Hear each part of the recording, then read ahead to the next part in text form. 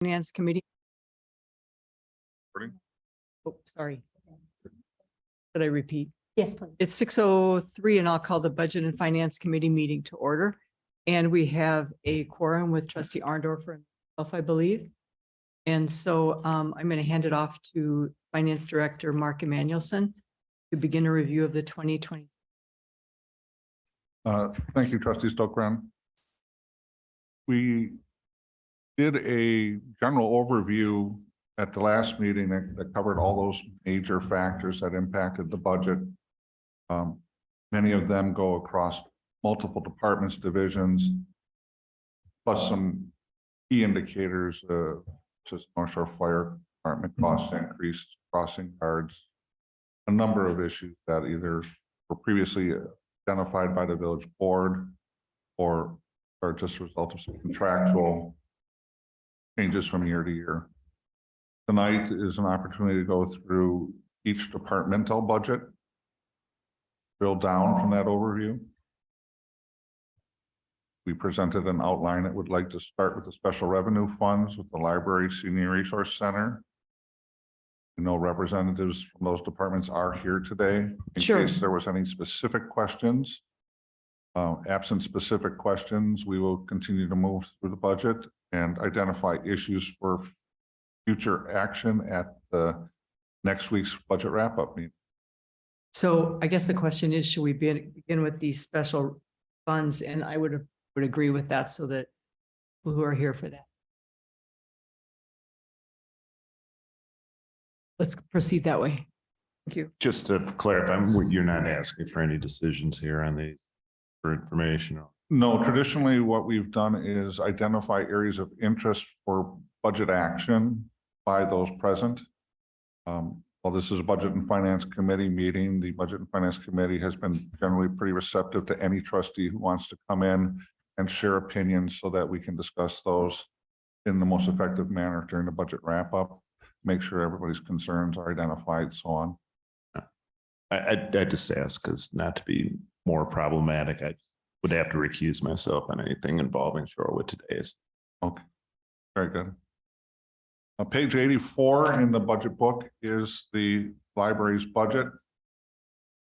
Their initial request, it calls for a 1.4% tax levy increase for the general operations. I can inform the committee at this point that staff has discovered a calculation adjustment that will need to be made in the Wisconsin retirement system line item of the 2023 budget that will reduce costs approximately $10,000 from the proposed budget. We will do that as an administrative change during the budget wrap-up session next week to inform the board of where that collectively impacts, how that collectively impacts the budget. And that's not for a per department, that's village-wide, the 10,000. That was just for the library. Oh, just for the library? Yeah, the formulas that were being used calculated WRS for all of their part-time employees. And obviously those employees are not actually eligible. So start out the gate with a $10,000 tax.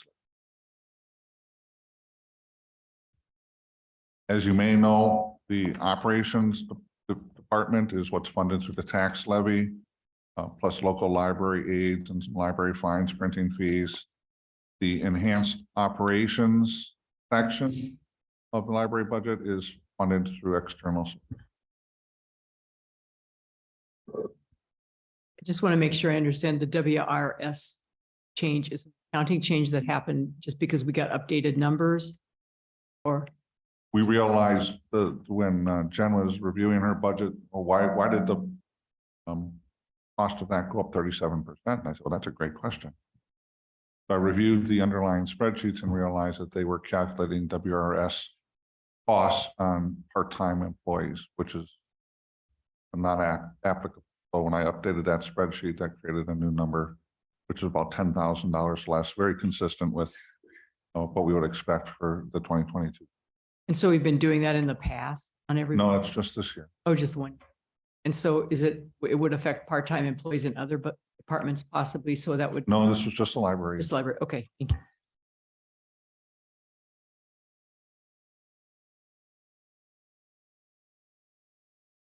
There are no specific questions about the library budget other than that item. I think we can move on to the Senior Resource Center budget. That your will. Page 92 of your book is where the Senior Resource Center budget starts. On that page is administrative activities of that program, which largely are staff and facility costs. These are the costs that are funded from through property taxes. We have recently hired the program assistant, the expanded hours of that program assistant's position, and are aware of their benefit elections. Again, as an administrative update with this new information, the final tax levy increase will be approximately $1,000 more than currently listed once we do all those calculations. The remainder of the Senior Resource Center budget for programming activities on page 93 are funded through external funds and are not tax levy supported.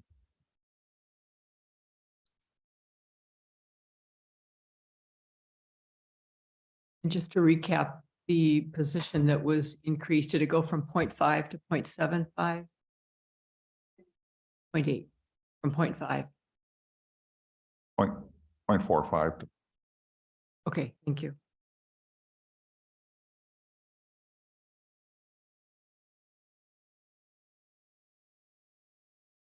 Absent any additional discussion on Senior Resource Centers. I was Budget just, I request? think with that, we were expecting to switch more from programming to services. And so other than the staff position, are there any numbers here that would reflect the change in the focus? Getting back up and with our in now.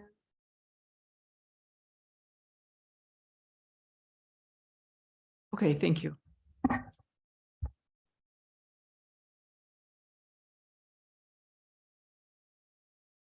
If you'd like to move on to the Shorewood Today budget, that's on page 97 of your workbook and is identical to last year's budget.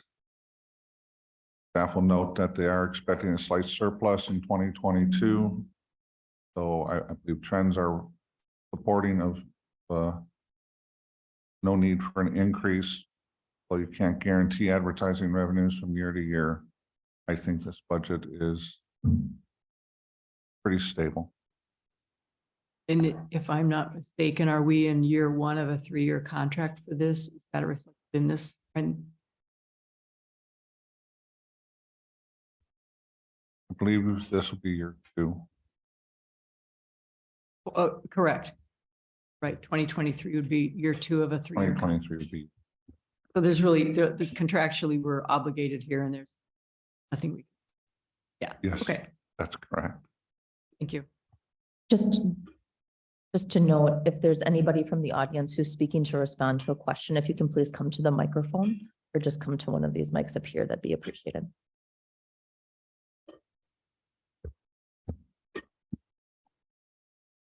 The next section of budget review is the capital funds. There's a tab in your budget book. The detail of that begins on page 109. Lists the projects proposed for 2023, followed by numerous individual sheets of supporting documentation, providing more detailed information about those requests.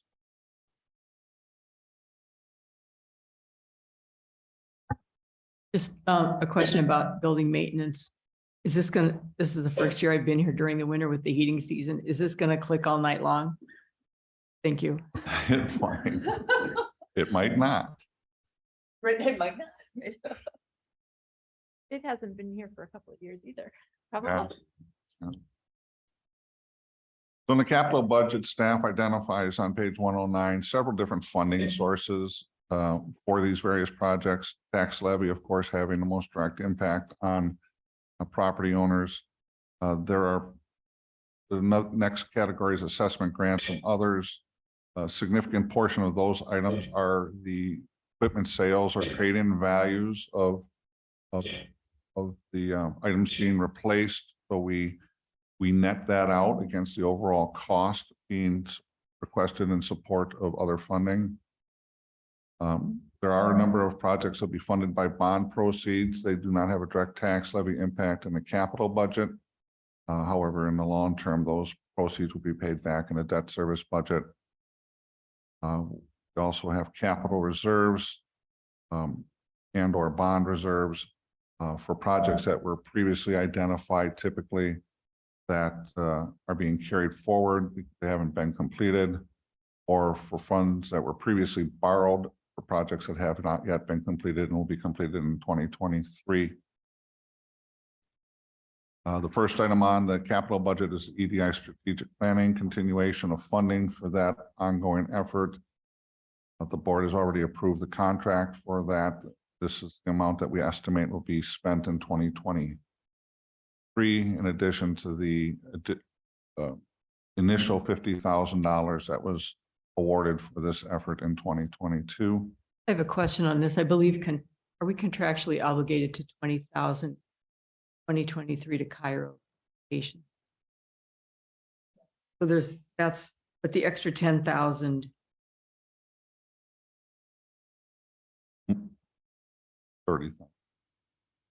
30,000 for 2020, not 20.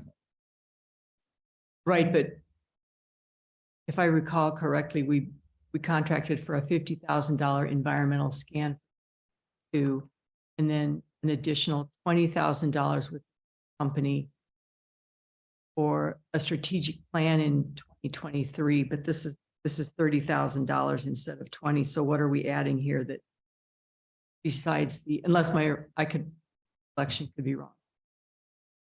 Pull up the con- Pardon me? I'll pull up the contract while we talk. Okay. So do that. And we're still planning on the communications boards? That's correct. Now that we've got new staff in place, we'll be looking to resume that project and implement something, again, pending board approval. I guess I need to review the university contract, but are we not looking at a communications for the village? And I wonder the wisdom of moving forward with this now without waiting to see. My what they come understanding up is that the purview of the university program is within their scope. So if this is an item you'd like to put on the list for the next meeting to discuss whether to continue funding at this time or to suspend that, pending the outcome of the university report, I can certainly do so. I'd like to do that. Confirm the number for EDI and then review the 7,500 for the communication board. And the IT system network, this is separate from the Bayside. Right. If you may recall, a short time ago, staff presented a number of IT options for infrastructure, and this is the implementation of the options identified in that action. And so this is between all departments, all buildings. It's sort of network. It's a global network, correct? It's not individual workstations or anything. And does someone want to tell us about the live scan basis for police equipment and furniture? I will defer to the police.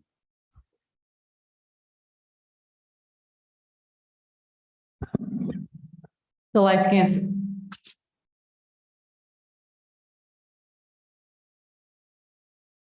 Sorry. The live scan system is a fingerprint reading system, and our system is outdated. It's an electronic capture of fingerprints that goes directly to the state. And it allows us to capture those fingerprints for individuals, whether it's licensees or arrestees.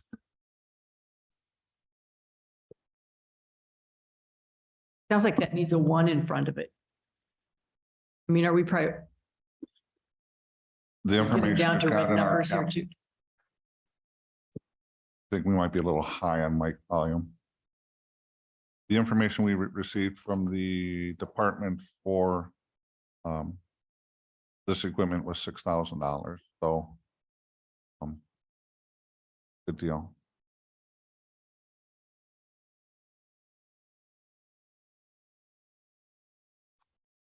The department also has 2 squads up for replacement as part of their vehicle replacement rotation. Squads 3 and 5.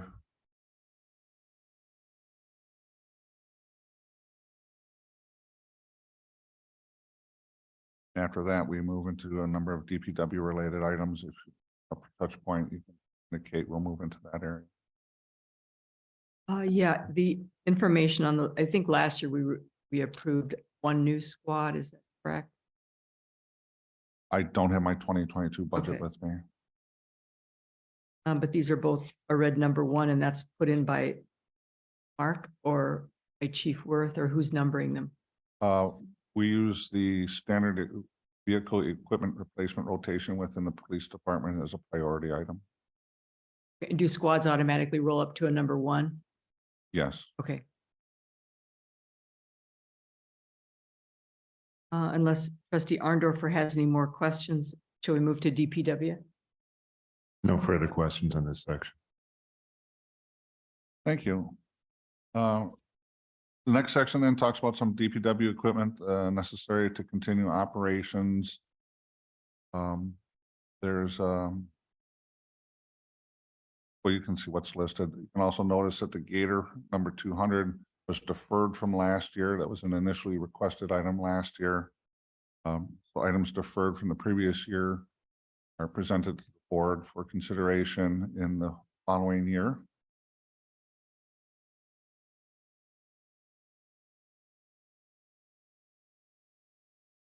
Public Works also has 2 passenger vehicles, one for the director, one for the assistant DPW director, that are aging out and more importantly, mileaging out. Those vehicles are up for replacement in accordance with the rating system identified for vehicle and equipment rating. Get those replaced at some point in time in fiscal year 2023. Truck 22 is from the Parks Division. And just for reference, if I think I'm get a sense I might be going a little fast, truck 22 is on page 125. The detail sheet for that equipment is on page 125.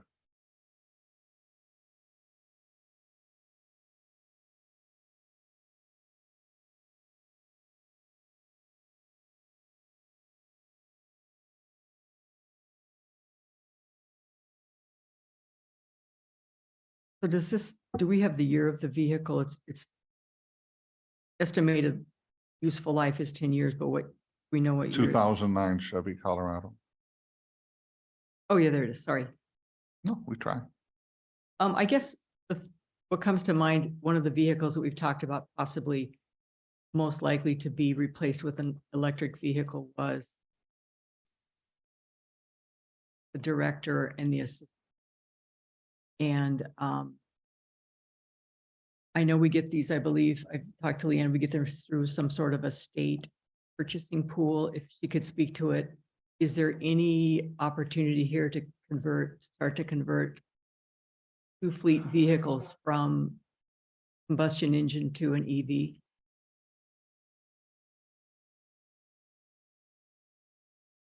I believe at this point, we'd be looking at purchasing hybrid vehicles rather than straight electric vehicles on those. Like a plug-in versus a battery hybrid? No, like a hybrid gas electric Battery. vehicle. So there would still be gas powered portions. It would not be a straight electric vehicle. And because we can't get one for a reasonable cost? No, those are assigned to the director and assistant director. Those vehicles are used to and from work because we are considered to be on call 24/7.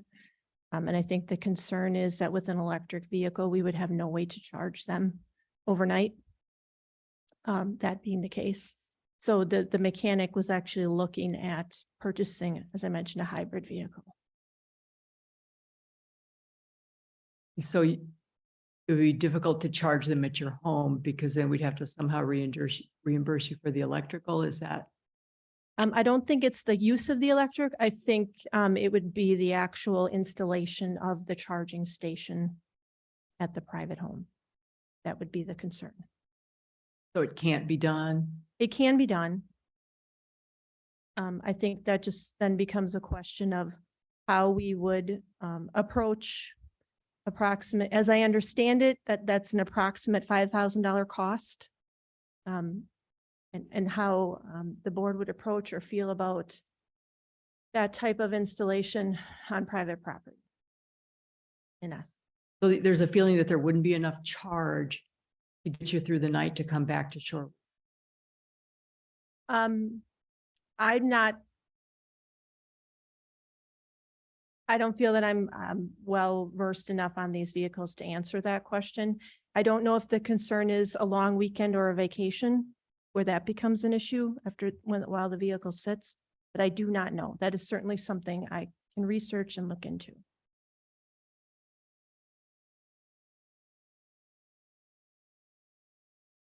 Oh, my. I'm sorry. Go ahead, sorry. Testing.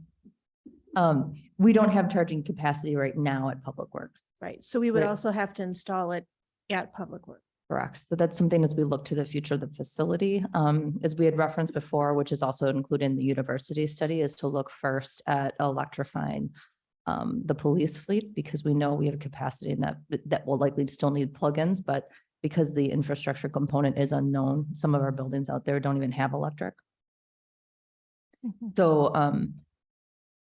as we look to the future of the facility, that definitely should be entering into the discussion when we look to the future. Though I will say, I think that those two vehicles are always parked when not in use in a designated spot. So as far as vehicles within our fleet go, if there was a very strong desire to do facilities review notwithstanding, look at options, those two, I think, would be among the most feasible in the fleet. Because you could look at outdoor charging stations specifically in the spots, those vehicles. I guess the other thing to think about is, do people live near a location where there will be a place to charge besides your home? Because I think we've just week something was announced, state doing more with EV charging stations. So it's fluid, but I guess I'd like to, I know Trustee Ursink has some strong feelings about this, so I'd like to pull these out for further discussion. We can do that. So if it's my understanding, your feedback would be what are the additional costs that would be required to make these full electric vehicles instead of hybrids as proposed by staff? Is that Or do we correct? hold off for 2 years, wait for the technology to come around a little bit and see where we are with the facilities plan? All right, we can do that. Get that information. Just Trustee Arndorfer, if you want to. I don't have any objection. It's just that my understanding is with the squads, I think even though we drive over 1.3 square miles, we don't do a lot of distance. But I don't know if there's concerns about acceleration and stuff and the weight of the vehicle. This does seem like the low hanging fruit to go to EV. I know with the heavy equipment, the heavy trucks, I think we're farther and farther away from it, and that's most of your department. So I'm just trying to go forward here with the low hanging fruit and the EVs. So I would like to see that done on numbers, vehicle 25 and 26. Let's just do a little more research into timing and replacement. Happy to bring you that information. I would just ask you to consider that both of these vehicles are past their replacement point. And I know the one in particular, which is assigned to the assistant director, I don't know that it will make it in. They're both 10 years old, right? But he was driving to Sheboygan 8 years. That one right? has 185,000 miles on a 4-cylinder vehicle. And we put significant money into that vehicle already. So Okay. I'm just something to keep in mind. If I may. I don't know where, I like that we're looking for opportunities to move ahead with electrification. I wonder, is there a place in the budget to put, to fund a study for next year so that we're looking at more of a capital planning approach and doing a technology? It sounds like university will look into that a little bit. So already. with the university program, we're specifically looking at the PD Okay, because to trustee Strokebrand's point, we're looking at the future of what the public works facility is and will be.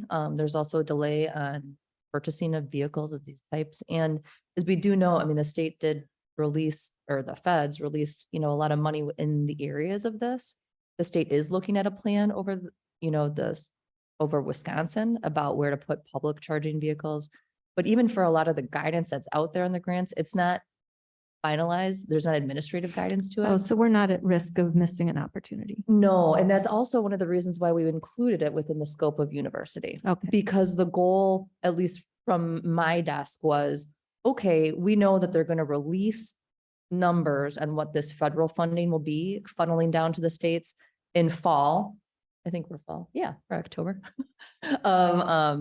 2022. By the time they start looking at it in 2023, hopefully more of that guidance would be available so that as they make recommendations on EV and implementation of how that could look at the pub or at the police station, that we're taking into consideration funding that might be available as well. mhm. And I guess the question becomes, like for Leanne, you'd need to know how close is the closest charging station. You go to a gas station where you get your gas. But you need to find out how close is the charging station or planned for in your community. I mean, this is all so fluid. Well, it's so gonna be- conceptual too, right? At the state's point. And so I don't know if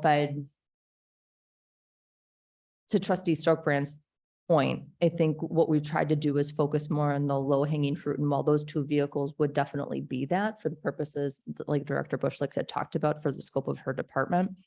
We also know that the majority of them are in the police department, and the board's been very adamant about, if EV is not on top, let's go to hybrid.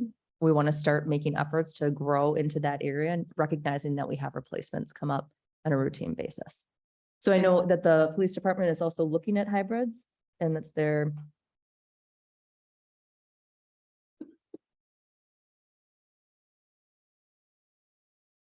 The information that we have right now is that there are not hybrids available in the sport utility, the police interceptor utility in this area.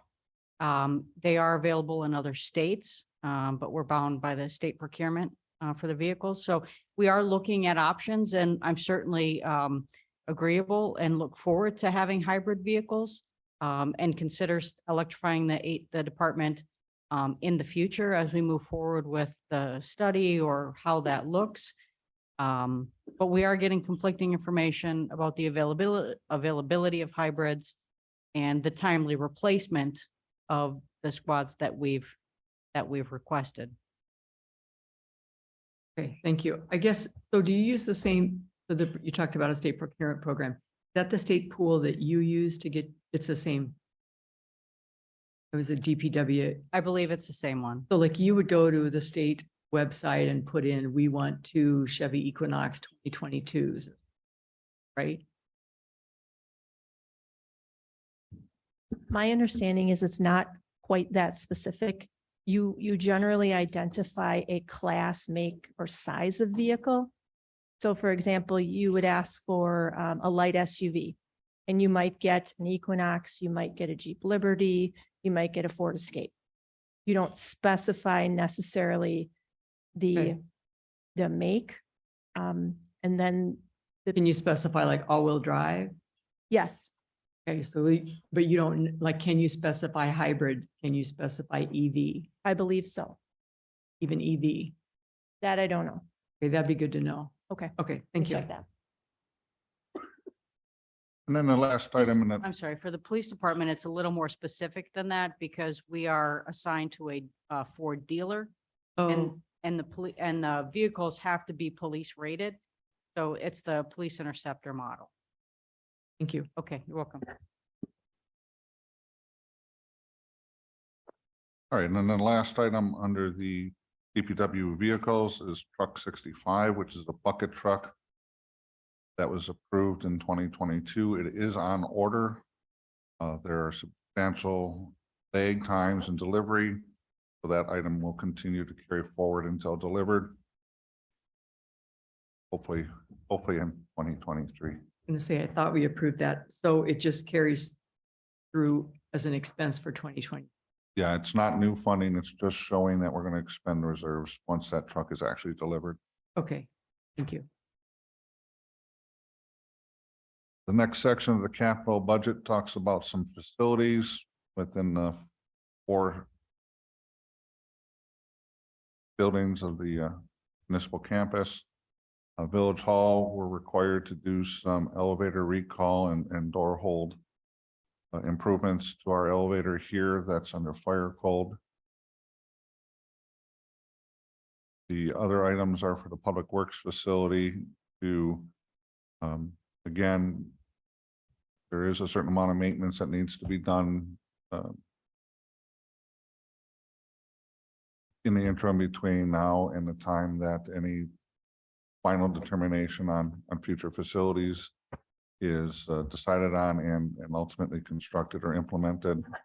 So those are the items recommended by department for the 2023 budget year. Tuck pointing on one building or more? 20,000. And the doors? So the doors specifically were doors that were identified in the facility condition assessment as contributing to energy loss. So those were doors identified in that study. And what building are they on? I believe they're in the main building. Like where your office is or the big Yes. garage? Yep, I believe it's our main building, the Okay. office building. And then tuck pointing. I don't know that we have specifically identified the exact locations. I know that there is a backlog of work, probably 5 times the amount that's requested in this budget. So typically what we do or have done in previous years is if there is a tuck pointing allocation that is approved, then we work with the contractor to determine the either the priority areas or the greatest number of areas that can be addressed with the amount of money that's funded. Did we do some last year? I believe that was we did. Did this year. this year? And for 22, I don't believe we have any, but I do believe there was some funded in 21. There right. were a number of years in the teens that we had a $15,000 to $10,000 allocation. Okay, thank you. Then we start moving into street and alley projects. Couple of regular maintenance projects. The first one is a continuation of the efforts to try to replace the Lake Bluff streetlight boxes. Those funds have been borrowed, and again, there's been some delays in materials and be installed, so that's going to continue to 2023. That's not new money. That's from the reserves section of bonds. And then Public Works has identified that quite a fair amount of our community street furniture is deteriorating and in need of some care. They would request funding to begin that process, be able to maintain the condition of our street village. That's basically benches. That's my understanding.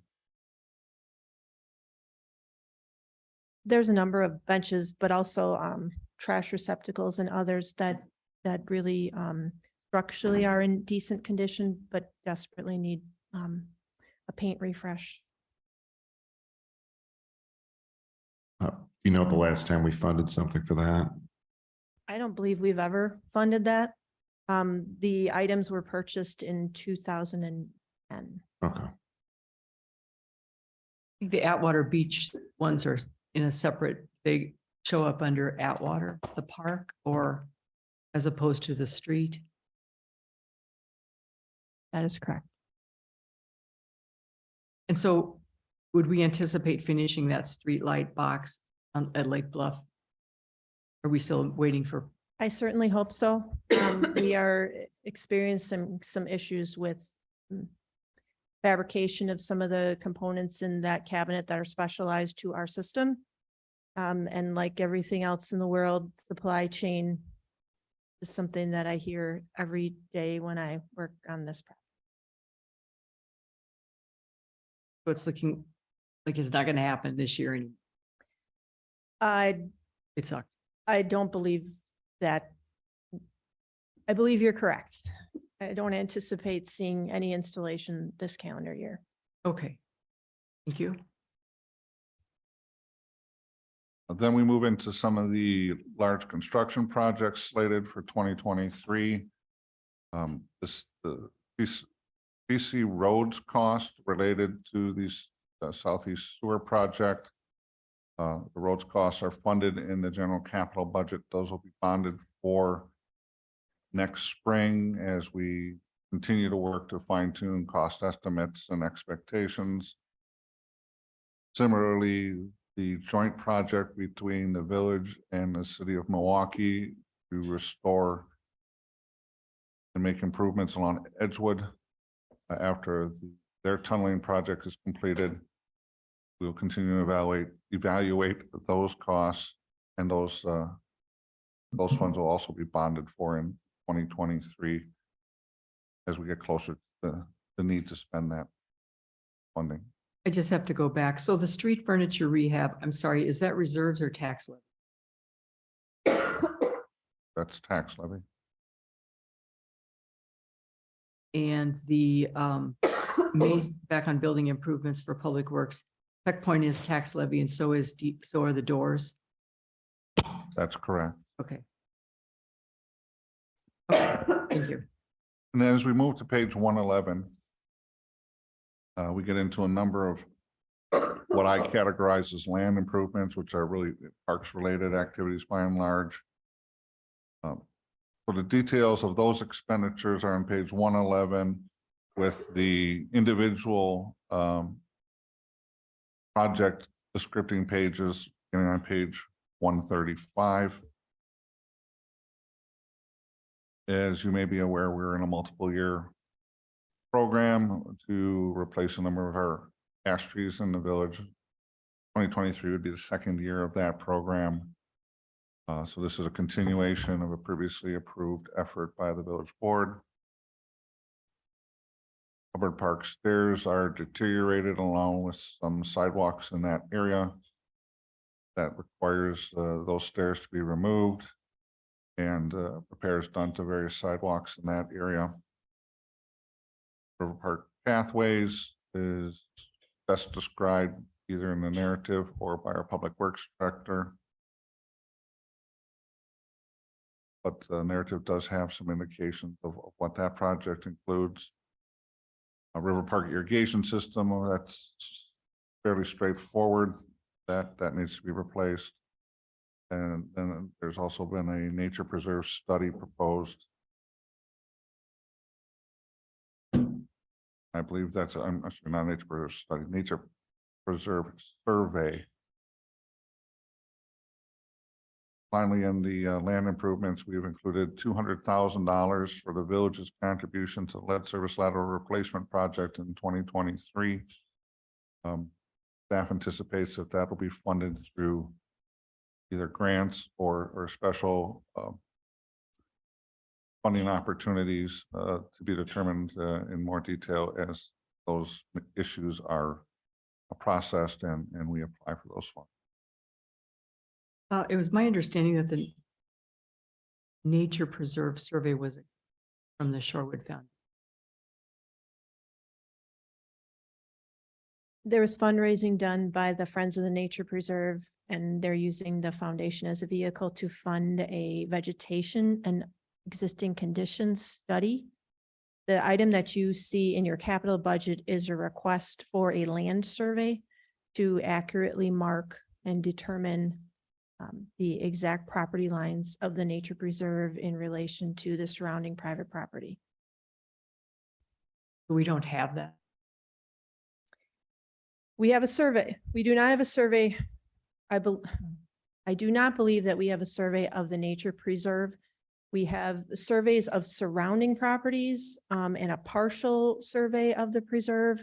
And there is some discrepancy among the documents.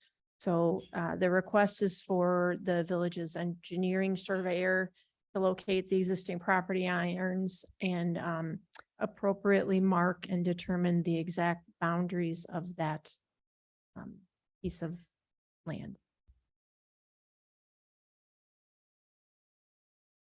I guess I'd like to put the River Park pathways, the irrigation system and the survey all up for future discussion, depending on where things are with the numbers.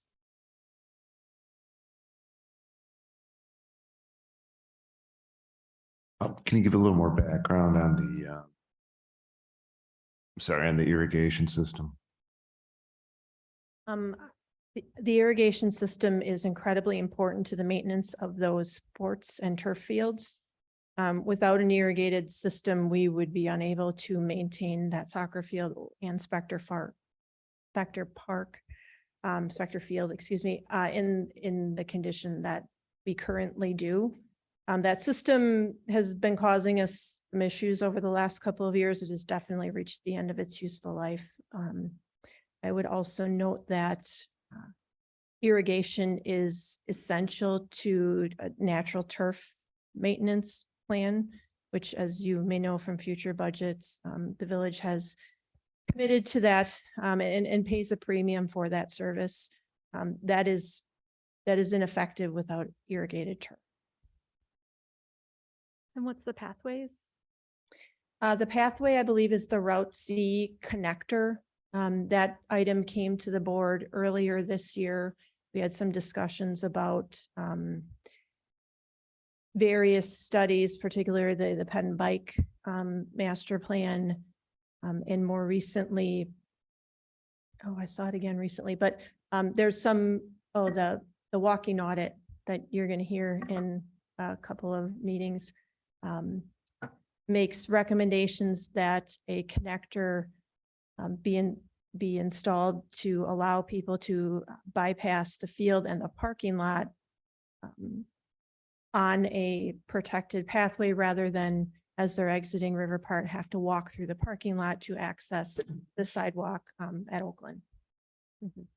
Thanks for the reminder. I thought that we were using residuals from the Hubbard Park parking lot or some sort of other. We had extra money. I think that's how that was pitched to Bike and Ped Safety at the time, was that we have extra money. Let's use it on this.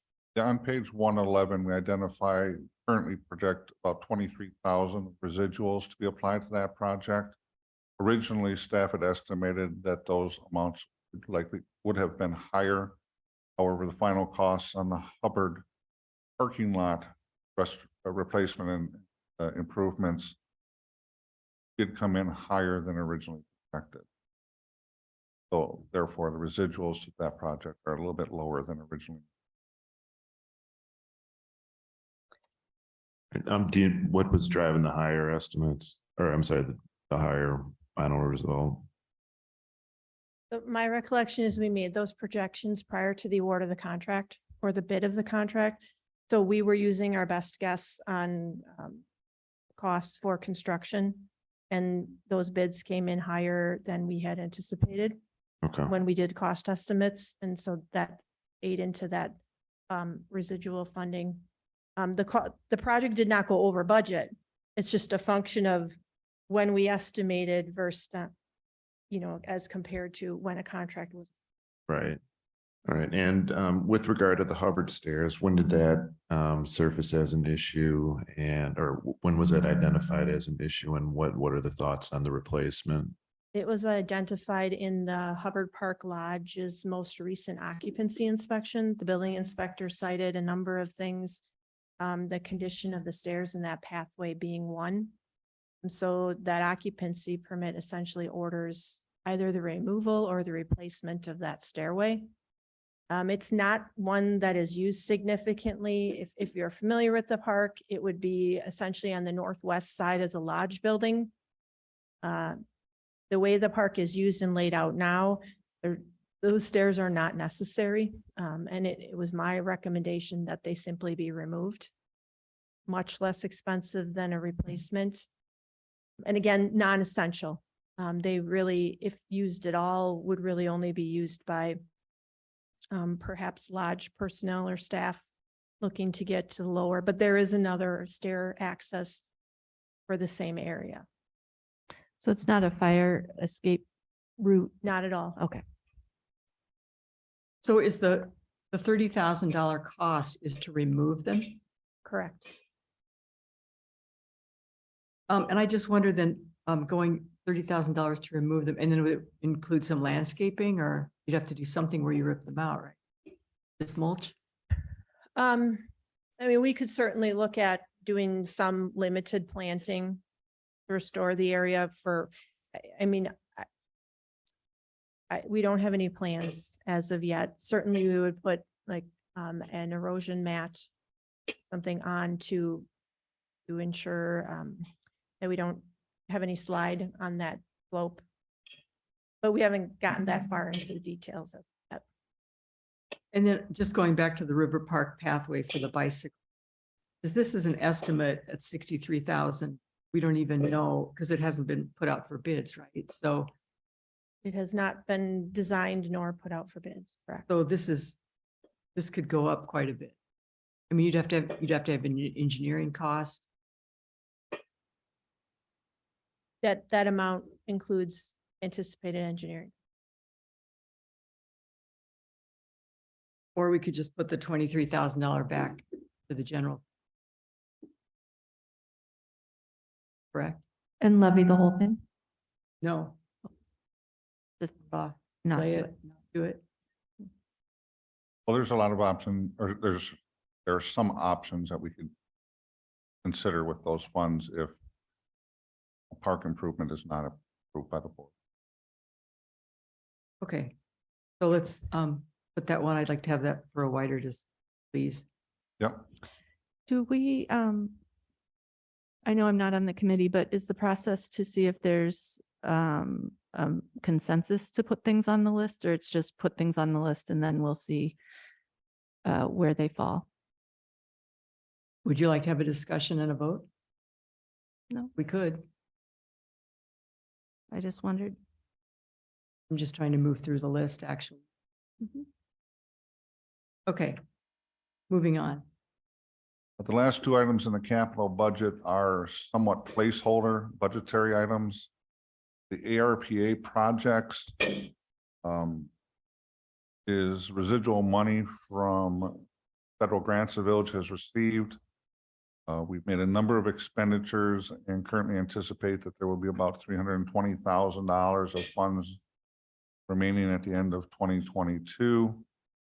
If you recall, back in August, the village board also took a look at a number of additional projects that have been identified on page 111 here. We don't have specific costs. We don't, we're developing RFPs. We don't have bids.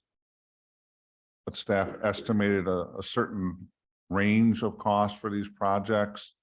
So depending on how the actual bids and project scope of work come in and what the village board approves to be done will really be the governing control on those projects. So all those projects will need final approval by the village board to move forward. Then the last section is the affordable housing funds that the village has taken in from extending the life of TIN 1 for 1 year this year. Again, to give the board the maximum flexibility, we reflect those as a potential expenditure, all predicated on future board actions, of course. There are no planned expenditures, but this way we would be in budgetary compliance or choose to spend those funds in some manner. If I could just go back to the ARPA funds.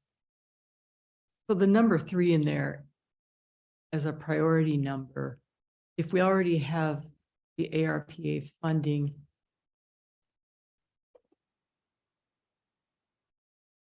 couldn't they be number 1? I'm just trying to understand. Well, the priority ratings are listed at the top of page 109 right before you start with the EDI strategic planning. So that's kind of the Oh, guide okay. that we use for those. Okay. And I didn't see, when you had printed for me a couple days ago, the list from August, the customer service.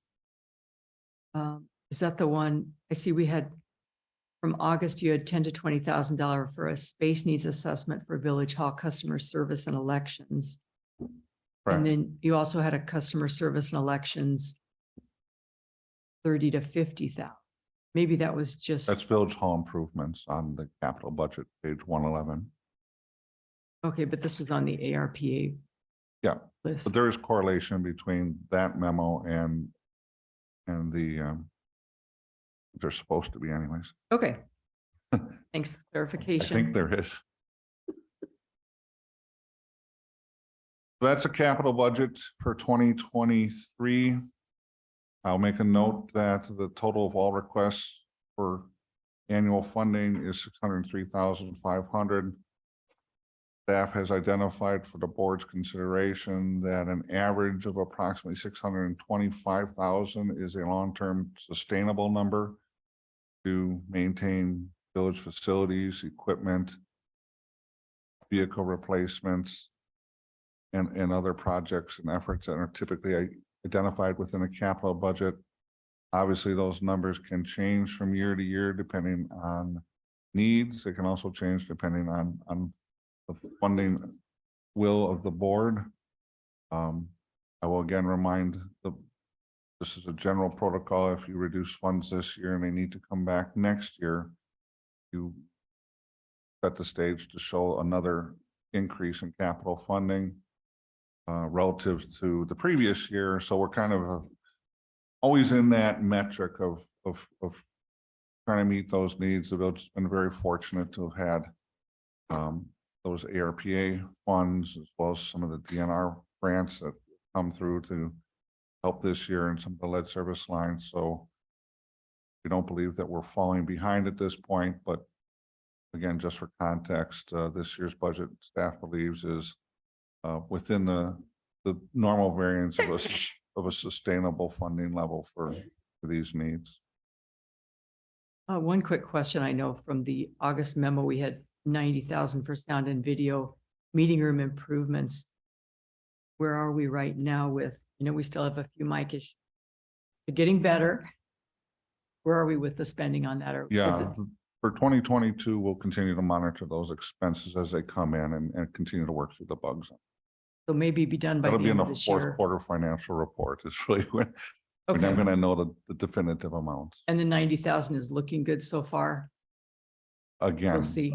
if we get much over that, we're going to have to let you know anyways from a budgetary perspective. Okay. We think so.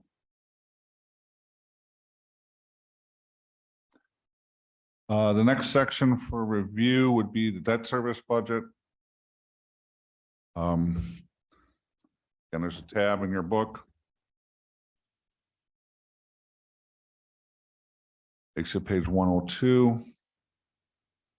This is all pretty much status quo. This is what the village is obligated to under their previous bonds and payment schedules. This year's budget and conforms to the long-term objective of the board to limit the growth of tax levy to support debt service to 5% through the use of general fund capital reserves. And those are the numbers indicated on this page.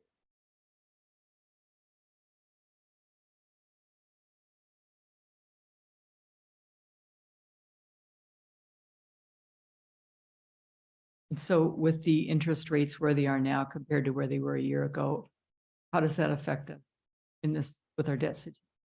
Well, our debt is locked in at the rates of when we borrowed the money. So, but looking forward in the long term, future debt will have a little higher carrying cost for interest in all likelihood. And government bonds get pretty favorable interest ratings, but as with all those rates, as they go up, so will the government rates. So we'll be very interested to monitor that situation next spring when the village issues bonds for the 2023-2024 project schedule. So anything for street lighting or the public works would most likely not be in that issue. Hard to say. Street lighting is to be determined. There should be a report coming to the board prior to issuing bonding. I would suspect at this point that we would not be to a point discuss bonding needs for public works facilities by that time. So if those discussions progress to that point, we would probably consider a separate bonding for public works facilities or just hold off into the next bonding cycle. But the streetlights could possibly in the next, depending on what we find out. What you find out about cost, implementation schedules, And that would be Other our things. first exposure to fair mark. that's correct. The last of what we call capital funds are the village's kids. That'll begin on page 144. Again, these are at this point fairly benign budgets. We have no vigorous programs going on. They're all a result of math calculations and prior obligations. TID 3. We have some developer subsidies built into the TID 3 as part of the village's PAYGO with the Sherman project. Those are estimated based on previous year's assessed values. We do some estimates on what we believe TID increments going to be based on what we think the ending tax levies will be for all jurisdictions, but of course we don't know that until the middle of December, but I believe that's a reasonable estimate for those items. And a couple placeholders just to offer a little flexibility should the board want to engage in some miscellaneous activity within that district. And so I think you mentioned that a building was for sale there, but we're still paying development fees. Well, what happened? They just transferred. The nature of the PAYGO bond that the village entered into is basically says that we rebate the developer an amount equivalent to their incremental income to finance the bonds that they, or to repay the financing that they took out to complete the project. And in the event of a sale, that obligation stays with the property. So good news is if the higher property value, we get more increment. More increment means we'll pay off that obligation quicker, at which point then we can consider closing that TID district perhaps a little sooner than later. We'll continue to monitor that when we do next year's long range plan update. So the TID obligation stays with the property. So if the land changes, goes from developer A to property manager B, is that part of their negotiation that we pay that development fee then to the company B then? It's a transferable document. Oh,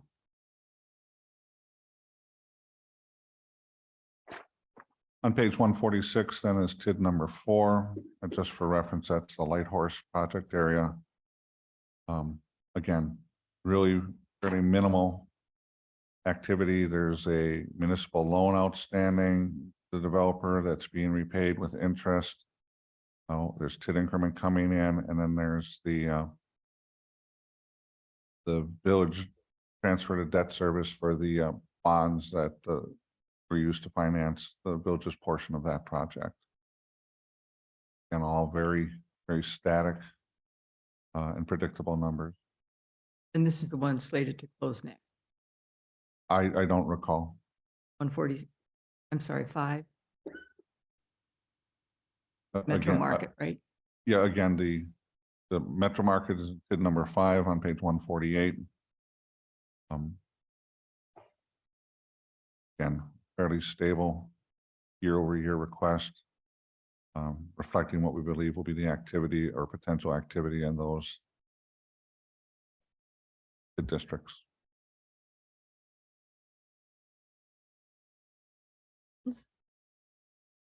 No questions. Thank you very much. The next section will be the general operating budget and the general fund.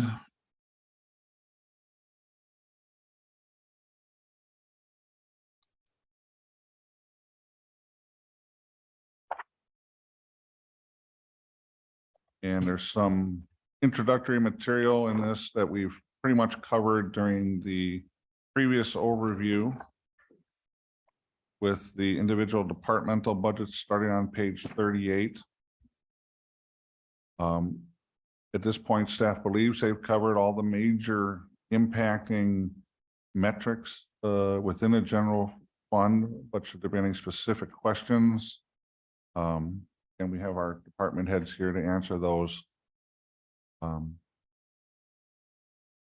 No particular order, just if you have any questions that need response from a department head that weren't covered in the overview, be happy to address those at any time, or if you have, of course, any budgetary concerns on any of these items to be discussed in further detail during budget wrap up, we can identify those at this time as well. Under village board, I had talked to Mark a little bit about line item, second from the bottom, above 4th of July activities, contingencies, other activities. I didn't know if President McCaig had something. I thought maybe that 10,000 was for EDI, and if you add that with the 20 part of Cairo for 23, you get the 30. We wouldn't, obviously, we wouldn't budget it really, unless there's something else for Contingency is inherently for unknown items. unknown. If we had known what we would have planned that expenditure for, I would have listed that separately. Again, this gives the board the ability to adapt and respond to unforeseen needs during the course of the fiscal year. You'll see in previous years, there has been items that required those, that flexibility. So far, nothing in 2022. But we believe it's good fiscal practice to have at least a modest amount in there to allow the board to respond to needs that aren't previously identified in this document. Is professional education, would that be the Wisconsin League meetings? That's in the detail sheets that follow.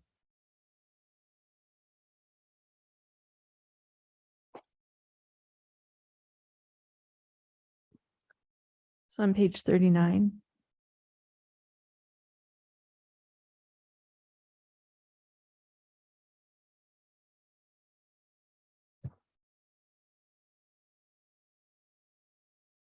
So would we do the EDI training before we get our environmentals and our strategic plan from Cairo Communication? I guess I would. Okay, so this is 2023. I mean, I'll defer to the village manager on this. I think the idea was just to keep the line item in the budget. This is for 2023, so it does not have to be. Correct. So the EDI findings are due back and they're not really tied. People can, It's for the same goal. It's EDI. yeah, So, we've been doing it for 2 years. right. So why would we sign up for 20 YWCA programming until we know what Cairo Communications? What if they want us to spin it, go a different way? I mean, I think I'd like the those- flexibility. Well, those, yeah, I don't think that it precludes us. So is this the line that we're referring to, professional education, right? 12,000? Mhm. But it's clearly delineated here for a specific program, so that doesn't leave room for, I mean, in my view. Well, it's my understanding that the Cairo recommendations are going to be more organizational and structural in nature, whereas this training is more individual specific to enhance their awareness and engagement in those activities at an individual level.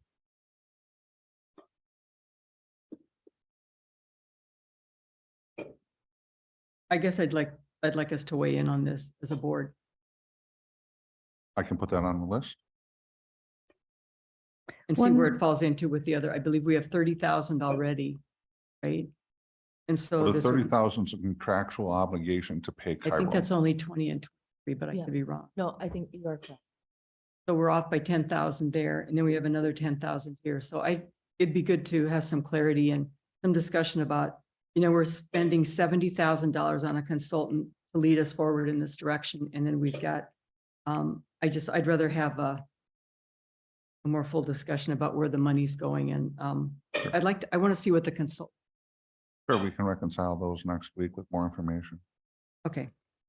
And one option is to just keep the line item for EDI training in there. And I think it was just to say that it covers 20 people registrations for the YWCA on learning racism, because in the past, that's the only training that's been available.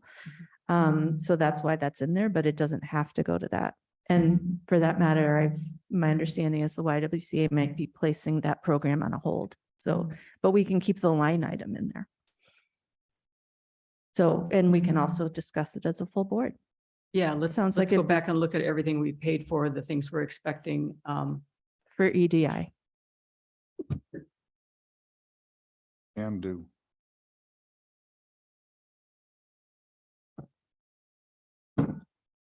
Anything else standing out within a general fund budget? Believe so.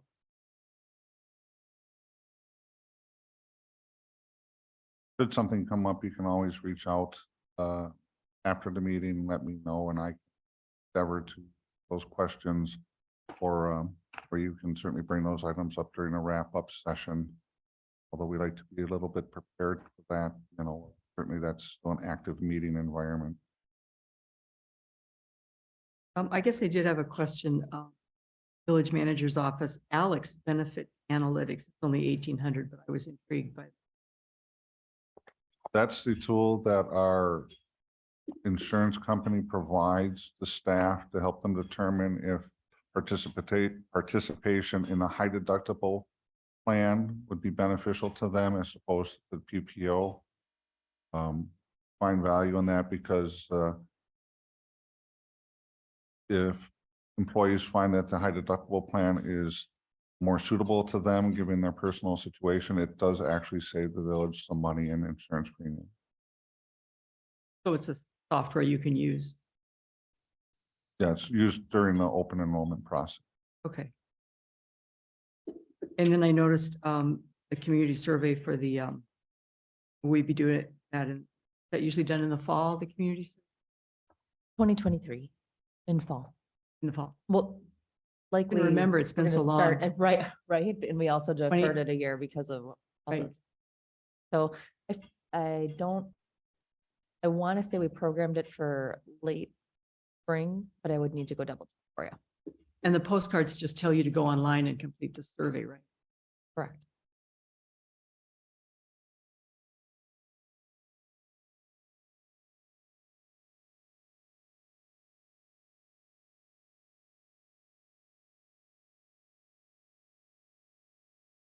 With about 15 minutes remaining in our time, either general fund questions or anything in the utility divisions.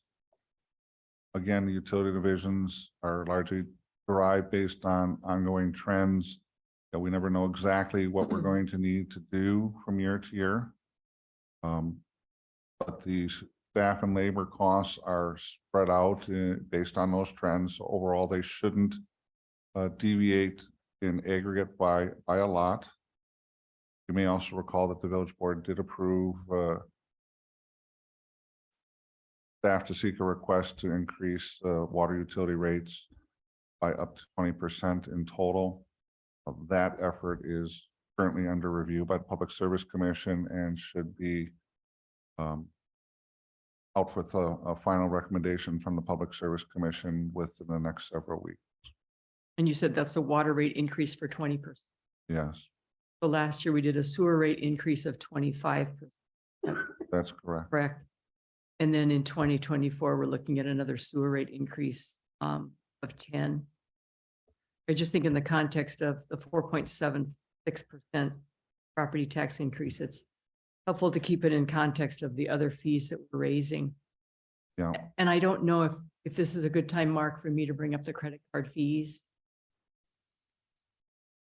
Well, just to loop back to the original, I mean, staff does spend a lot of time in the long range plan illustrating the impact of all those fees in the tables in the long range plan. So, and largely those are the result of work that's been completed and needs to be then financed. We have to pay back the funds we use in this case to implement the meter replacement program over the past 2 years in the water utility plus other increased costs.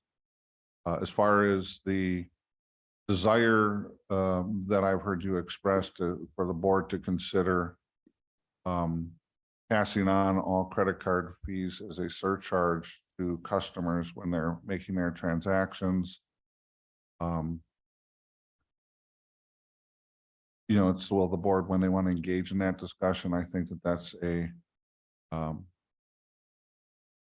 pretty in-depth discussion from an implementation perspective, as well as figuring out, you know, what is possible with our different credit card providers. I would generally say that that is a very practical application for the board to consider. I just would ask that perhaps I have some more time and we could discuss that later this spring after we did some more exploring on those options for the board to consider at that time. So you want to wait until, I would, yes.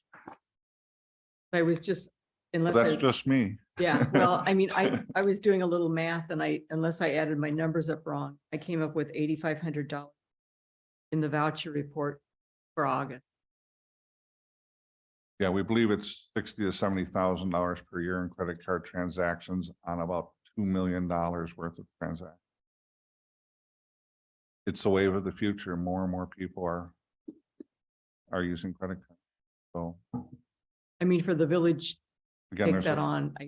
But if you want that extra time, then that should be, you know, obviously we don't want the departments to do something they're not ready to do. It's a logistical nightmare. Then you it may definitely be, it should- may not be, but I think it's also a pretty strong policy consideration for the board. I'd like to provide a lot more information on the history of that and how we got to where we're at Sure. today. And I guess as a finance director, I'd ask that be added to future items for consideration at the village board. And if that's approved for action, then we can start developing and looking into those issues more thoroughly for presentation. I will do so.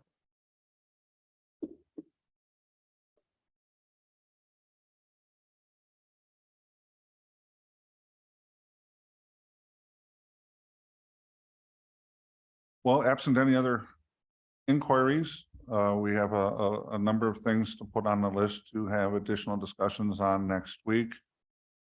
And again, to recap, staff will have some administrative updates based on information now known that was not previously known when we drafted the proposed budget. And we'll also have an outline on the fiscal impact of all these items, so that when it comes time to taking an action to recommend for a final proposed budget, you'll have the context of that discussion within the property tax levy impact as well. I did want to add one more item, and maybe Trustee Arndorfer and maybe Trustee Lynn also has a feeling on this, and President McCaig. The crossing guards are up 15.8% contractual going into 2023. And I wondered if it was time to have a conversation with Roberts to see if they would be willing to pay for one of the 2 crossing guards at Oakland. I'm sorry, at Capitol and Marion. Feedback. Otherwise, I would just, we could, I'm open to that, but I think I would give a little bit more leeway based on my experience with opening stakeholder dialogues. They usually take a little longer than we have for this budget. But I wouldn't mind exploring it for the future. so you think it's too late in the year to? That'd be my opinion. My only thought on it is that there's no way we're not going to pay for the crossing guards either way. So I wonder if there's another way that we could ask them for like a donation towards, you know, a contribution towards it, something along those lines. Either way, we need crossing. Yeah, I think it's a good discussion to have, but would agree that we're probably not going to have any discussion that's going to lead to an impact on this year's budget, but I think it's the right conversation to have. And What we're would you in like? year 2 of a 2-year contract? Or Year one, we're in year 1? Okay, 3-year. I don't recall the term of the contract. okay. Just Chief year, Worth is saying 1 year. Pardon me. Chief Worth is saying 1 year. Oh, it's a 1 year, only a 1-year contract. For this school year, probably. 220. Correct. I believe it's a 1 year for 22-23. Okay. So we'll have some time in the spring to, The or in timing would be winter, good. spring, to have those conversations. Yeah. Okay. Excellent. Thank you.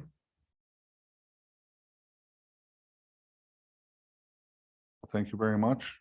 Thank you. Is there any further discussion from any members of the committee? President McKay, Trustee Lynn, anyone in the public who would like to make a comment?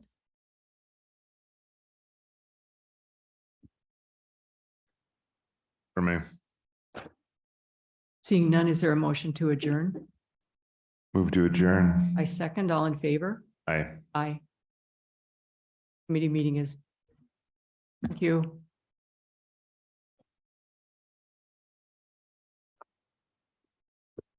all right. Thank you, everyone. Welcome to I'd like to call the meeting of the village board to order at what time is it? 7:34. All trustees are present with the exception of trustee Ursink and trustee Kudo, who are excused. Trustee Baldoff is on her way, running a bit late, but should be joining us shortly. I want to thank everyone in advance for their time, talent, and patience as we conduct the business of the village. Has this meeting been publicly noticed? The meeting has been properly noticed and posted according to law. Thank you. And trustee Moore Baldoff is just joining us. We just convened, so. we got a moment. So I will slowly move to item 4 to allow Melissa to get settled. We have one special order of business this evening. Let's see, I gotta make this a little bigger. Item 4A, no mo may briefing and consideration of resolution to temporarily halting enforcement of the current ordinance. There is a memo in your packet that came out of with a recommendation from the Conservation Committee.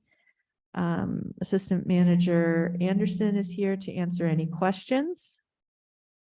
And the recommendation from the attorney is that if we are interested in moving forward with a no mo may, the recommendation is to temporarily suspend the ordinance for 2023 and then do a review to determine exactly what action we would like to take moving forward, as it is a cost to amend an ordinance.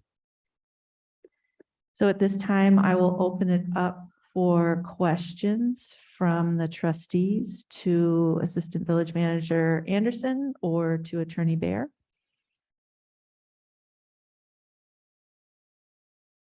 Are there any questions?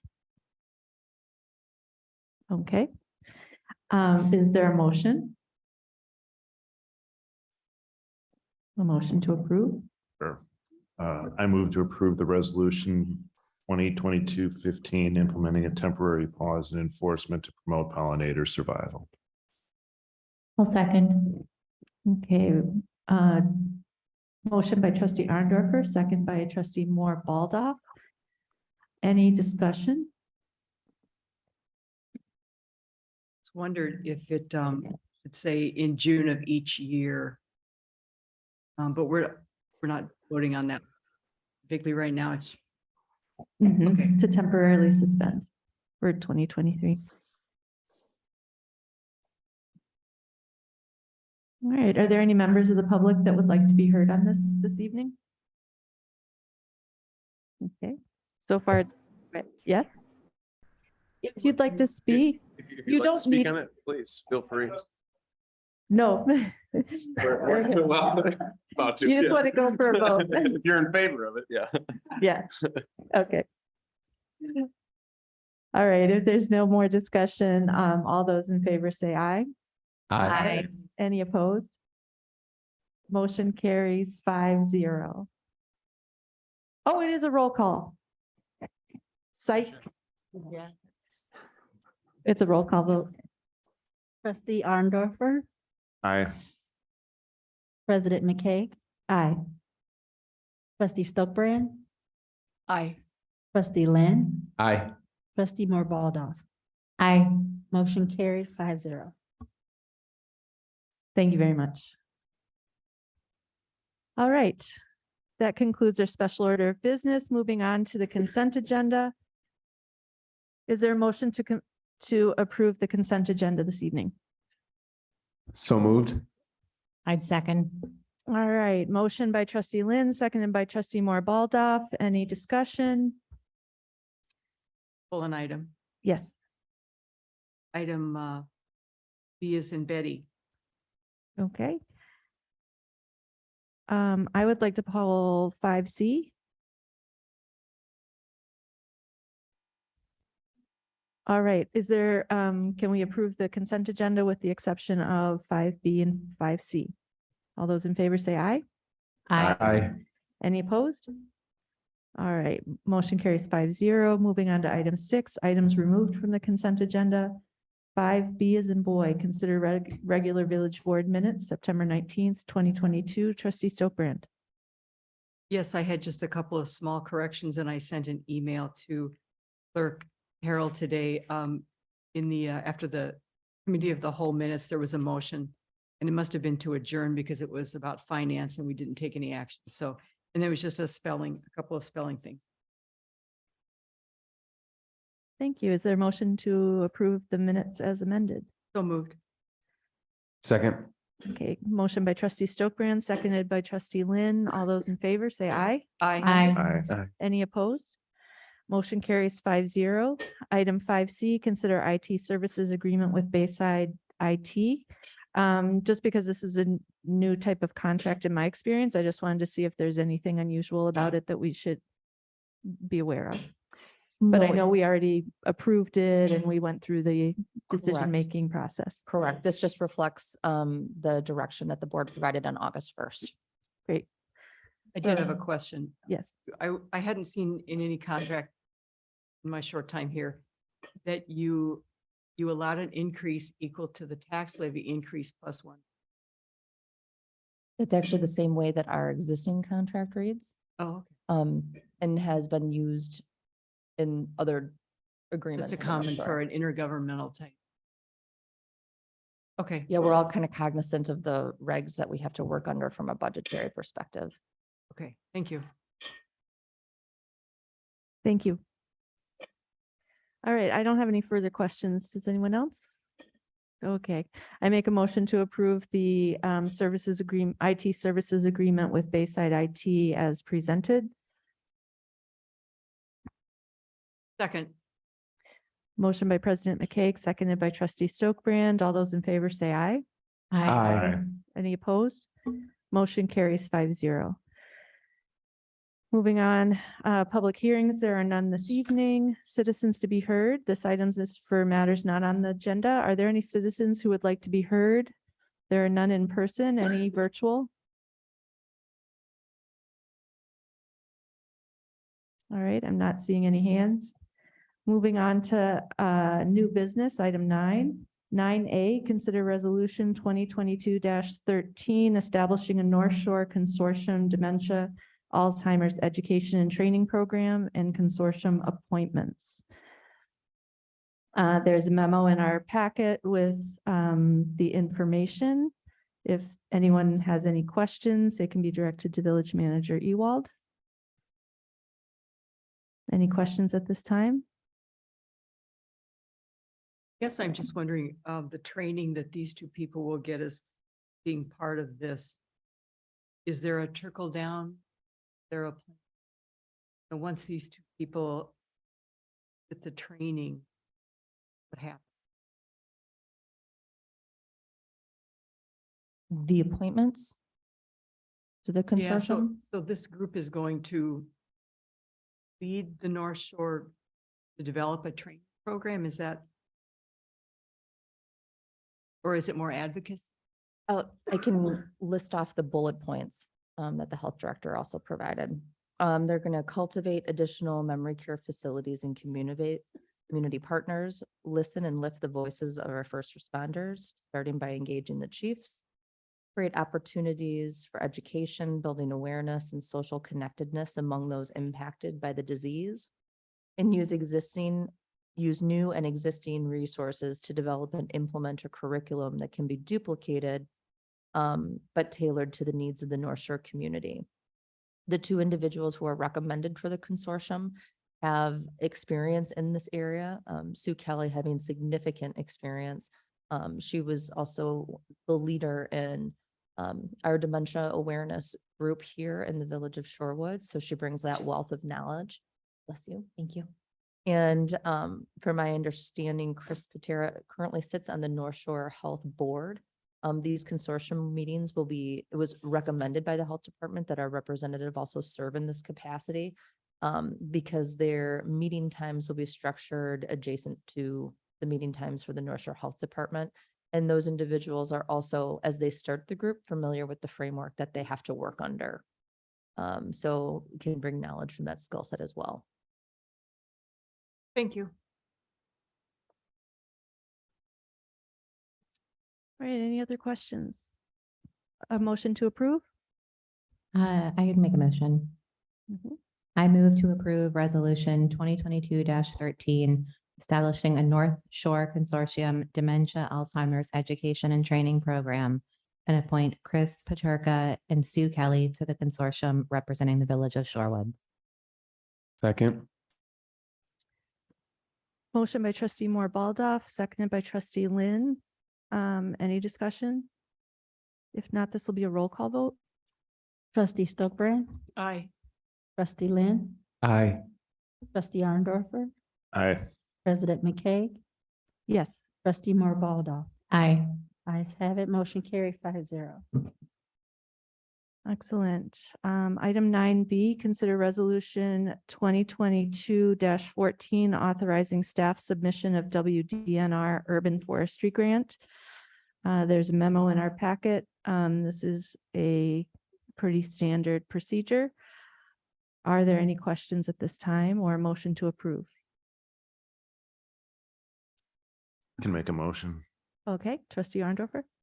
I move approval of resolution 2022-14, authorizing staff submission of a Wisconsin Department of Natural Resources urban grant. Second. Motion by trustee Arndorfer, seconded by trustee Stokbrand. Any discussion? We know, is this like a 1-year grant? It seems like we've done these before and I'm just like, can we get one? Well, they're of course selective because they notice who they're giving money to every year, but when that opportunity arises, we typically submit. So this will be for the 23 era. Yes, because we would be replacing the trees that we're removing this year. Would this affect the EAB budget? 70. I guess that's a question for director. Correct. I'm not aware If of we that get it, at this yeah. time. Okay. Right, so to your point, what you're asking is if we receive the grant, then it would offset that tax levy burden. I would need to let Director Bushlick and Director Emmanuelson speak to that. Thank you. Any other questions or discussion? All right, if not, this will be a roll call vote also. Trustee Arndorfer, Aye. trustee Lynn, Aye. President McKay, Yes. trustee Moore Baldoff. Yes. Trustee Stokbrand. Aye. Motion carried 5-0. Oh, yeah. Okay, moving on to 9C, consider posting village board campaign finance contributions on the village website. This is coming, this recommendation or request is coming from JP&L. This was a future item of consideration by trustee Stokebrand. JP&L discussed that the minutes are in our packet. I was confused as to why there wasn't a policy to review. But I guess we're just being asked if we approve the campaign finance records being posted online without a policy? Or if the action, can you clarify if the action is to approve this posting, would a policy come back to us to approve? For me, direction and motion was simple enough, but if there's additional clarification that comes forth from the discussion, or I'm happy to look at drafting a policy. Okay. I guess I'm gonna just say point of privilege that I would not be comfortable taking action on this without a policy to review. As there are questions in my mind about what the expectations are around it. So if it's the will of the group to see this turn into a policy and a practice, I would say that it needs to go back to committee for a policy. So I'd like to open it up. If it's not the will of the group to move forward in this direction, then there's no need. I will also, just to be clear, point of privilege. I don't know if anybody in the group has had their campaign records pulled and if they've been contacted about opinions about donations that they've received, or is it just me? Has anyone had that experience? I have not. Okay. So I have. So at this point, I would like, so in my opinion, I don't need to create a service for people to get records to interact if it's anything like what I've experienced. So I don't think we need to create a service to make that easier. I think one email gets people access to the records that they feel that they need.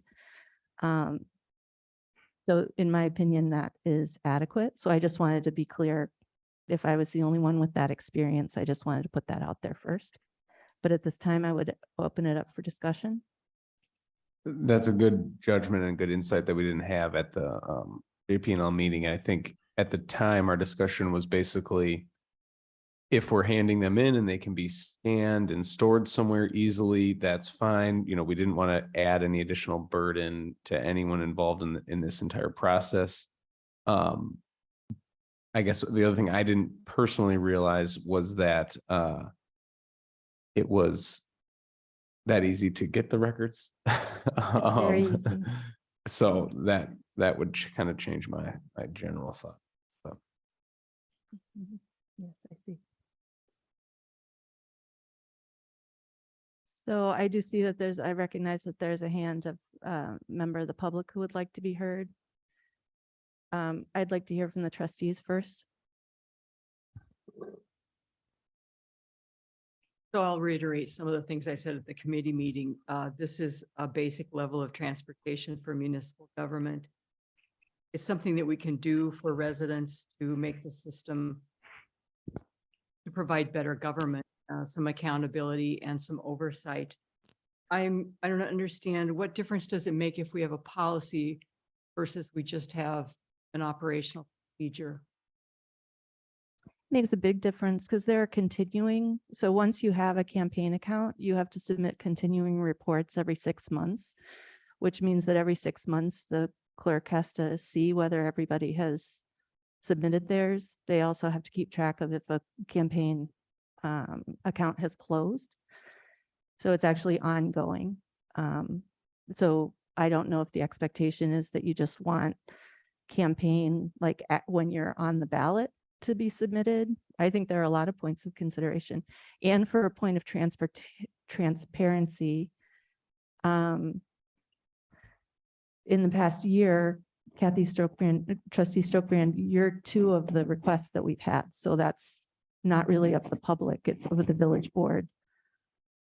reviewing one member of the village board. But I guess if no one files a campaign finance report in violation of the ethics or the requirements, the clerk would say, no one filed one. It was not filed. Mhm. And then someone, so it's not up to, it would not be up to the clerk to say, whoever candidate B, you didn't file your report. It would just be when the reports were filed, just make a scan, post it online. Mhm. And I think if you have a limited number of activities, you don't even have to, you can file for an exemption, I believe, from filing. So it wouldn't be as often as you have outlined, unless you had a certain level of activity, I think $2,000 or something. If you don't have a level, there's a threshold where if you don't reach that, nothing is filed. So I don't see that it's difficult. Mhm. If someone files 3-page finance document, all the clerk would have to do is scan it and post it. I Mhm. don't see that. Yeah. I don't see it a hardship as sending an email either. So I think we disagree So on you that. think someone should So- send an email to each trustee and say, and each candidate and say, I'd like to see No, your-" not at all, trustee Stokebrand. I don't want to go back and forth on this. I'd like to hear what other people have to say. Because you and I have discussed this more than once. So, trustee Arndorfer? I'm certainly open to the proposal. I would want to, to avoid future debates like this about how Mhm. it would be interpreted and what the expectations are. I think it's pretty clear that we would need a policy before we proceed with this, Mhm. just to have a level set in terms of what a public expectation should be. Thank you. Trustee Moore Baldoff? Yeah, I would agree with trustee Arndorfer, and I'll reiterate something I said at committee, which is I'm for transparency. I would want to make sure we do have a policy, though, that everyone knows what we're expecting here. I think that's also, I don't want Clerk Harrell to have to guess what we are going to be asking of her. She has a lot on her plate already. And, an election coming up and then another couple of elections after that. I don't want her to have to guess at what we want and what the expectation of the board is in this. I also would just, flag we are in the process of digitizing records and, want to make sure this just kind of fits in seamlessly. I don't want it to become something that's a burden. And I certainly don't want to create the expectation that, the clerk would have to go back and, pull all the campaign finance reports filed over in the past. I think this should be like a moving forward with the next election cycle. If that's what the board ultimately decides, that this will be, something forward looking. And, again, for all those reasons, I think it does make sense that we have a policy, staff has clarity on what the board would actually like this to look like. And, again, I am for transparency, but I want to make sure we're clear on what we're doing. Trustee Lynn? I'd make a motion to send it back to JP&L. Can we do that with the instruction to clarify what the ask is out of that committee?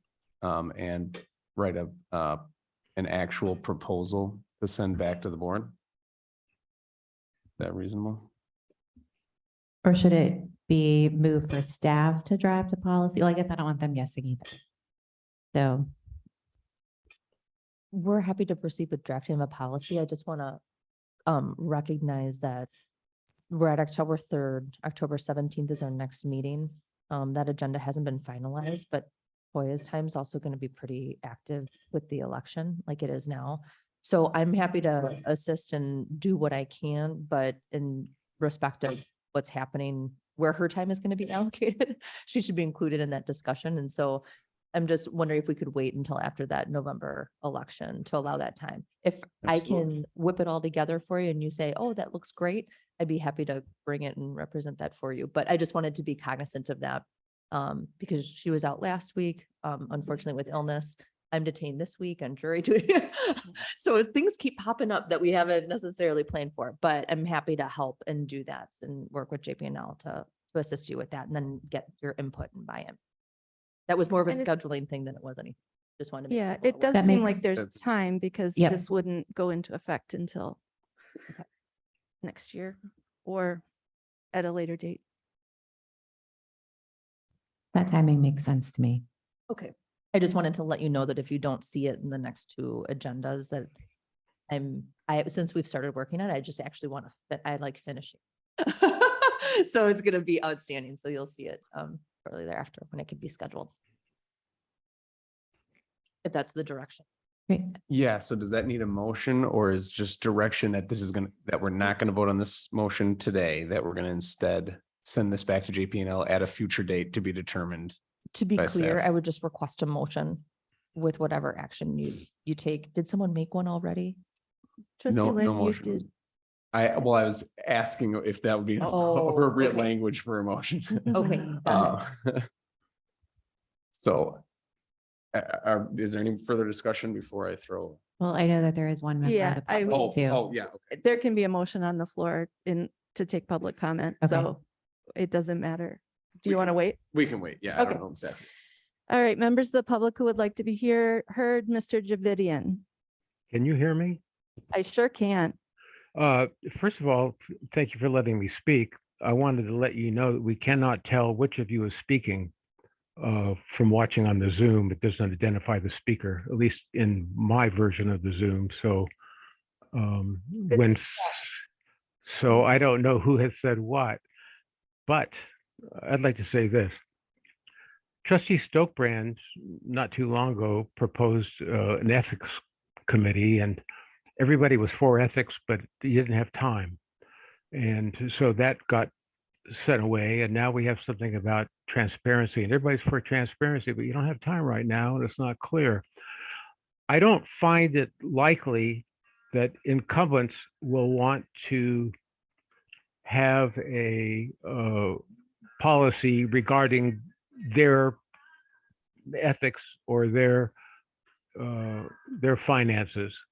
And it's not likely that we'll ever get around to where you think that that's a priority. I propose, or I would suggest, you put it to a referendum. Let the people tell you what it is that they want, and then you do it. Rather than you try to figure out how much time you have and whether it's important. Let us tell you whether we think it's important enough for you to post your public records and whether you should have an ethics committee. And that way, since I've been in this village, we had a village president who gave legal business to his law firm. We had a child pedophile on the board. None of you knew what he was doing. None of those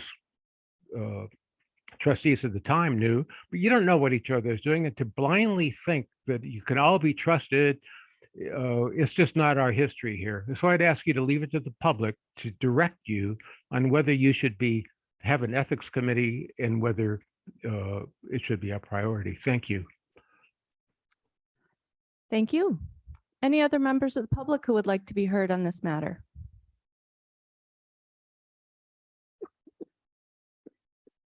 All right, seeing none, is there a motion? Trustee Stokebrand. I move to direct staff to develop a policy for publishing campaign finance documents on the village websites for village trustee and village president, beginning in 2023. I'll second. Motion by trustee Stokebrand, seconded by trustee Moore Baldoff. What does discussion. beginning in 2023 mean in this case? It's That the that next- it's the next JPNL, election. so that you're requesting that JPNL develop a policy to be active in 2023? Or that we it would be- discuss it in 2020? To have staff, staff to write a policy. And then I believe the policy would come before the JPNL committee. My understanding. Sure. And then okay, with the intention that and comes back to the With the full board recommendation. prior to the April election or something like that. And with the intention that that would include candidates for office, correct? We don't know because there's no policy yet. It could be anybody who has campaign activity. I learned something new. I just submitted reports today that I didn't need to submit apparently. So we all have something to learn. So, okay, so there is a motion on the floor and a second, and there was some discussion. Anyone else would like to be heard? Okay, as I said, I have nothing to hide. Nobody has anything to hide. My records, your records, everybody's records are available with one email. What I do object to is being under the judgment of people who want to hold me personally and politically to a higher standard than any of my peers. That's what I object to. That's what I want to protect other people from being subjected to. I think that it is a move that these things are, I feels like it's an attempt to silence. It feels like it's an attempt to discourage participation, to make it seem like we are under such harsh scrutiny that people would be afraid to do this job. We disagree, but the law stands. We are measured by the law and we follow the law. And when we don't, consequences happen. There has been no evidence of anyone not following the law, and there has not been an absence of transparency under the law. It's one email. So I'm going to vote no on this because I don't think that we need to create a service for people who feel a need to double check everything. If you feel that need, that's great. But we don't need to have our staff be meeting that need until I understand that need a lot better. I've had direct experience. I still don't understand the need. So I will be voting no. Any other discussion? Mr. Davidian, we've already heard from you, and I believe that if you speak again, it might be directly towards me. Is that what you think? Should I not speak if it will be against you? No, typically, Mr. Davidian, I don't take second rounds of public comment. Okay, that's fine. I don't want any special consideration. Okay. Thank you. Okay, let's take a vote. All those in favor, let's repeat the motion.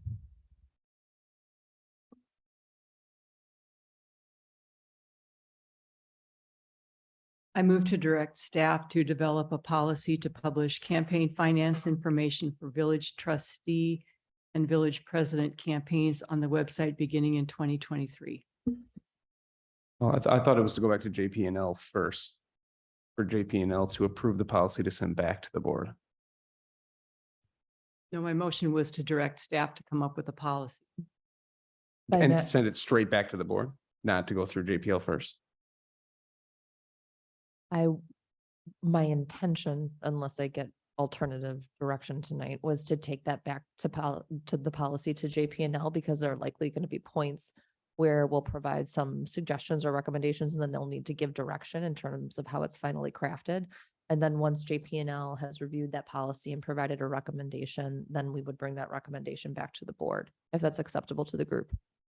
Yeah, before That that is comes to back me. to the board, I want JP&L to fully flesh that out. Mhm. What is standard policy for when you're directed to write policy? What do you typically?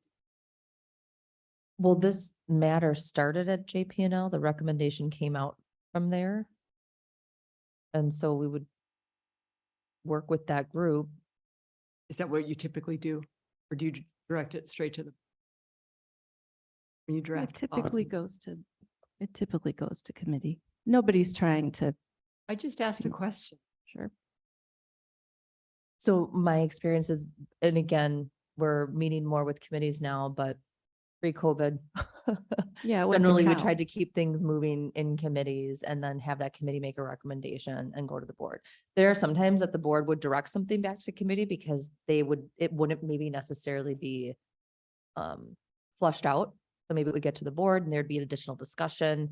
And then the discussion would go on so much and then the board would maybe realize, yeah, this isn't ready yet. Go back to committee, work on these things and then bring it back. So just so at that, at those times, it's just, I think, for efficiency of the group.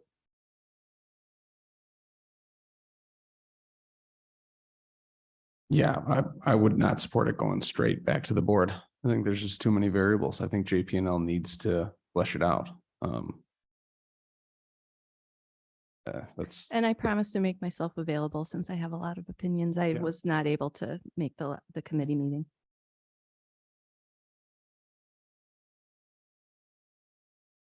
do we have to vote on the motion as it stands, or can we with direction? Mhm.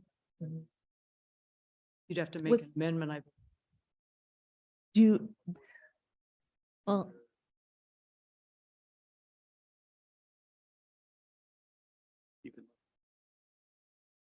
My motion stands.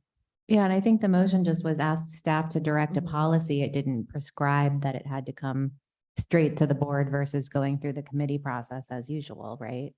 I don't- That's what I heard. And that's also why I was just clarifying for Okay. everybody as you went through the discussion, and I'm operational. I'm like, oh, okay, when can we do this next? Right. I think we My should have it intention in would the be to have it go to JPNL unless I get alternative.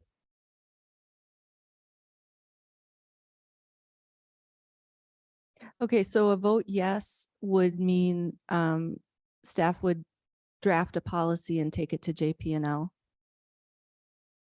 Or, Correct. okay, Unless I receive different direction. That's how I interpreted when I heard it, that we would be going through. yeah. Right, was that the intent? That's why I was wanting. to And I clarify. asked staff what they traditionally did, and it sounded like it would depend on what you felt you wanted, but you and President McKay set up the agenda, so. No, That's not how I heard. No. Yeah, with something like this, because it was a policy that was with you guys, and I'm the one who took it to you before, and that's why I kind of offered and was looking at Toya, like, I will do the legwork and bring it back to JPNL, recognizing, she's kind of busy, but am gonna need her input because she's gonna be the one doing the work. And I also want to go through, given that last year was her first year in the role, want to kind of go through what you vet with her, what questions we should be asking to make sure that she has the direction that she needs as we go into the next. Just trying to be helpful. No, I have no. I just So- want to be clear with everyone and do what the group advised. No, I think there's probably a majority of the group that would want to proceed with this, so. Well, I- why don't we take a vote? But I guess the question is, trustee Stokbrand, since you made the motion, was it your intent that it would come back to full board? It was. Okay, Oh, so do okay. you want to, I think it should be amended to say that and allow the body to, state in the motion what you want to see happen and then, see if you get a support, a second, and then we vote. It But- has, but it wasn't specifically, I would not second it if it's coming straight back to the board. I would like to come back to my committee. so I think it should be in the motion where it goes, just because there is a difference of desire. So I So- will make a friendly amendment to my own motion if trustee Baldoff wants to agree with that on her second. I move to direct staff to write a policy, develop a policy to publish campaign finance information for village trustee and village president on the website beginning in 2023, with it first being sent to the JPNL committee for consideration. I'm good with that.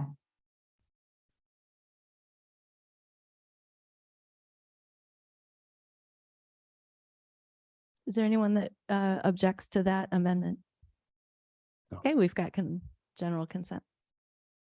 Okay, all those in favor say aye. Aye. Any opposed? Nay. Motion carries 4-1.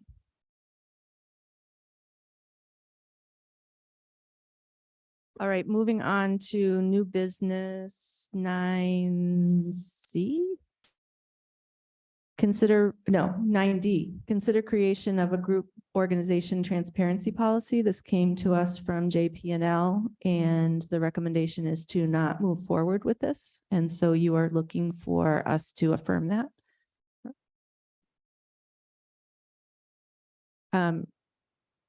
As chair, trustee Baldoff, do you want to share? Sure. So the conversation that we had at JP&L on this, it, was, I think, a good one. And, as we talked about, I very much for transparency and, appreciate the saying that sunlight is the best disinfectant. We want to be transparent, but I think this, to have a policy about group transparency, I think just gets a little bit into discouraging participation, and that's not something I want to do. One thing I noted was the fact that people under Wisconsin law can make an open records request anonymously. You can submit an open records request under John Doe, Jane Doe. There are certain ways that people can access their government and, have a level of their own privacy. I think, to me, and I understand what, kind of prompted this. But, if we're requiring, concerned citizens who just share a belief on something to like organize with, like bylaws and stuff, I just think that kind of gets to discouraging their participation. I believe it's on us as elected officials, it's on our staff to vet that information. Just because a group sends us something doesn't mean we have to act on their recommendation, doesn't mean we have to accept their findings as facts. It's on us to do the work to vet the information. Is it credible? Is this something we should be elevating? So I just think this is something that's going to make it a little bit more difficult for some people to participate. And we want more people to participate ultimately in our government. So that's where we landed in committee. I agree. And I also don't think it increases transparency, given that in order to present anything to the board, you have to identify yourself anyways. And I think there's no reason that the board should be in the business of outing people who aren't here in a public fashion. I just think that's unnecessary. And as Trustee Morwaldov said, it would discourage participation, discourage people from forming into their own groups independently if they want to, which is their constitutional right. So I'm not interested in that. Okay, thank you. So the motion is do we have to take a motion? We have no action. Trustee Sokrian. I'm just kind of thinking through this, and I'm not quite sure where I come out, but I wonder do we know, do other communities do this? Do they have requirements for groups coming forward?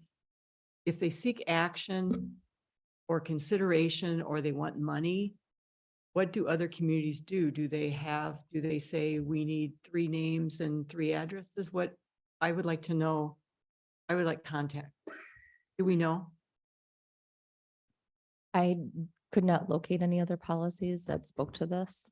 in So no other comparables. North Shore suburbs have a requirement for group and organization transparency. Do we know? Not that I'm aware of. Have we asked? Have we? I have asked around and looked at other people's community policies trying to find something. I have not been able to find something to date. Okay. So I'm remembering, when we had the Shorewood Police Accountability Group, I can't remember their name specifically. And someone that was involved in the police commission was saying, how many people are there? How big is it? We kind of want to know the depth and the support. And I guess if someone wants to come before the board and ask for, let's face it, asking for the mask mandate was a huge, we were the first one, I believe, in the state to do it. And it was a big step for us to take. And it was important to me to know what level of support that group had. Mhm. And I think it's important before you consider legislation like that, that you know what this group is about. Now, that doesn't mean that anybody can't call you up or meet. Our numbers are published, our email is published. Anybody can contact you at any time about anything that they want to talk to you about that you want to listen to. But I think if someone wants to come to the board and seek action and consideration or money, that we have a responsibility to know who they are. I mean, what if the group had been Don't Mask Shorewood? Would we feel differently if it had been a group advocating that we not pass the ordinance? Would we want to know what the depth and breadth of support it was? Who, you know? I don't understand. I mean, I think we have to, I think it does foster transparency, asking for names, at least for like 2 or 3 group leaders. If they're asking us as the legislative branch to take action in open session on the record, I think it's important for us to know who they are, and for sure you can confirm that they're in the village, that they're residents.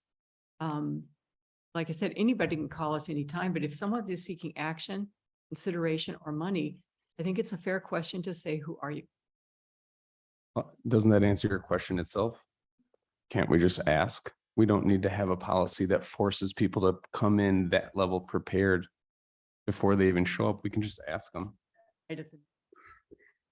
So maybe that would be the policy we're seeking is, you know. I don't think that needs a policy. I think that needs the judgment of the elected Mhm. officials who already have. We're here for a reason because of our judgment abilities. That's what got us elected. But a policy would codify. There's no point to that. I don't see any point to that. Yeah. Codifying. Having worked in local, municipal, county and state government, this is not a policy I've seen in my experience as, as a public employee. Really like I said earlier, the onus is on us and on staff to vet these groups. And, I think in this situation of the Mask Up group and, granted, I was not on the board at that time, but, that was a unique situation given what was going on.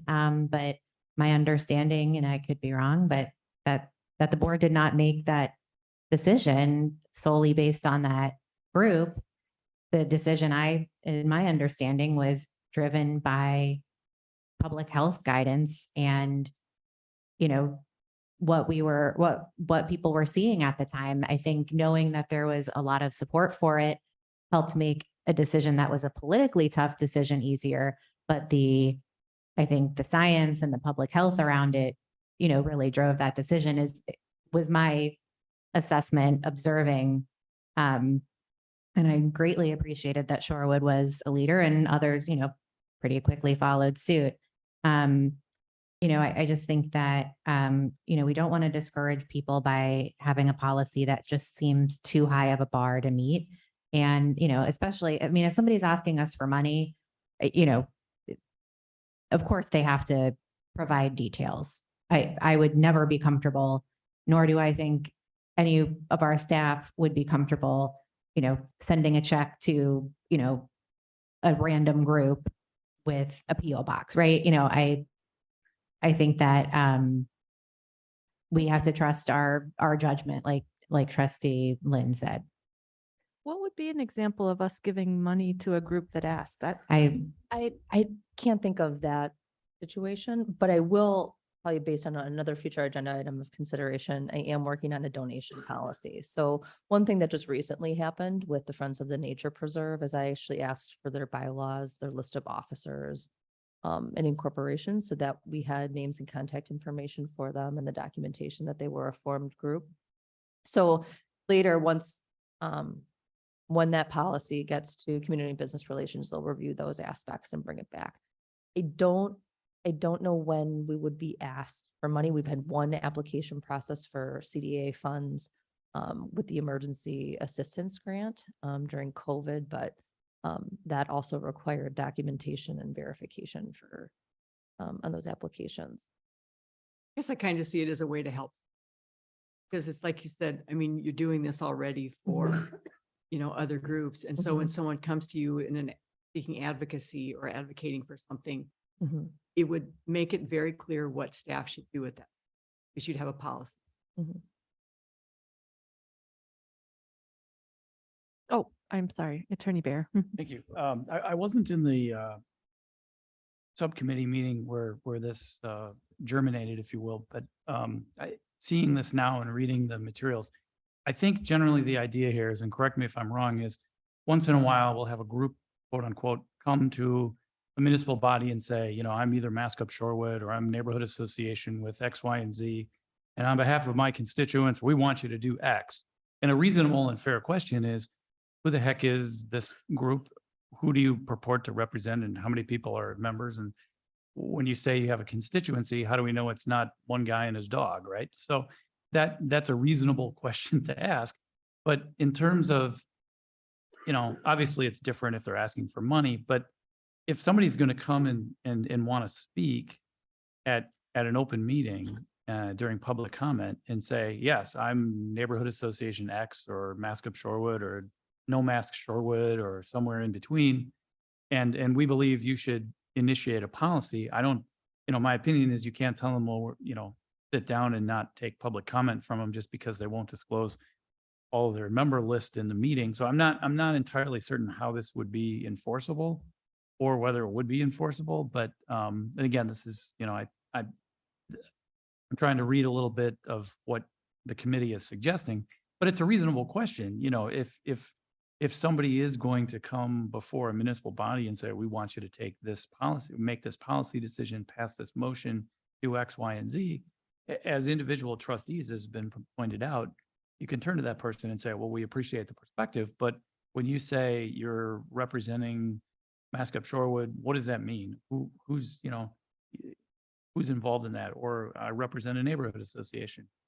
How many, you know, who purports to be part of that association? And so when we're responding to our constituents, we want to make sure that, you know, it's again, not just one guy and his dog, right? So that I think is, the intent is, it's got its heart in the right place, but I'm not entirely sure that would be enforceable, because if somebody would say, well, you know, I want to be anonymous, I want to send a letter to all of the trustees, but I'm afraid of repercussions from other members in the community if I share this publicly. So I'm gonna send an anonymous email. I'm gonna give this perspective. Well, I mean, they did that, and you each individually will say, I'm either gonna listen to that and consider it or not consider it because there's no transparency, or there is transparency. That's something you'll have to all decide on your own. But I'm not exactly sure what that means in terms of a policy. Would that mean that we would tell them to sit down and they can't speak anymore? Or so I'm not exactly sure how this would be enforceable and whether it would be. But again, I think it comes from a reasonable place and a well-intended, but I'd have to see a little more fleshed out language before I could make a determination. But my determination now is I think we'd have some difficulty enforcing. Yeah, I opposed something like this when it was raised previously as an item for future consideration, largely for a number of the reasons raised here, including enforceability and the fact that, you know, I think we're treads into some pretty murky waters in terms of what, you know, government body can ask from citizens. I mean, certainly if people are asking for money, that's one thing. If a group is asking for us to publicly endorse their position or something, I think there's a higher bar, but I think that's more of a case by case basis based on discretion than anything requiring a policy. I mean, I think it's, you know, interesting and helpful to know how many people are represented by, or, you know, how many people a group speaks for. There are alternate ways of finding that out, including, you know, asking the question. So I just don't see a need for this.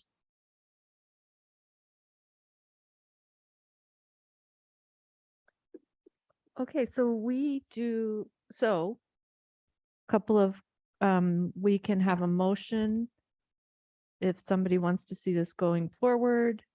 We don't have to take any action. or would you like us to take an action of no action for the minutes?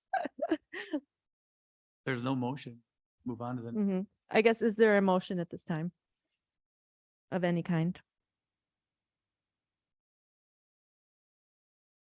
All right. Are there any members of the public who would like to be heard on this matter?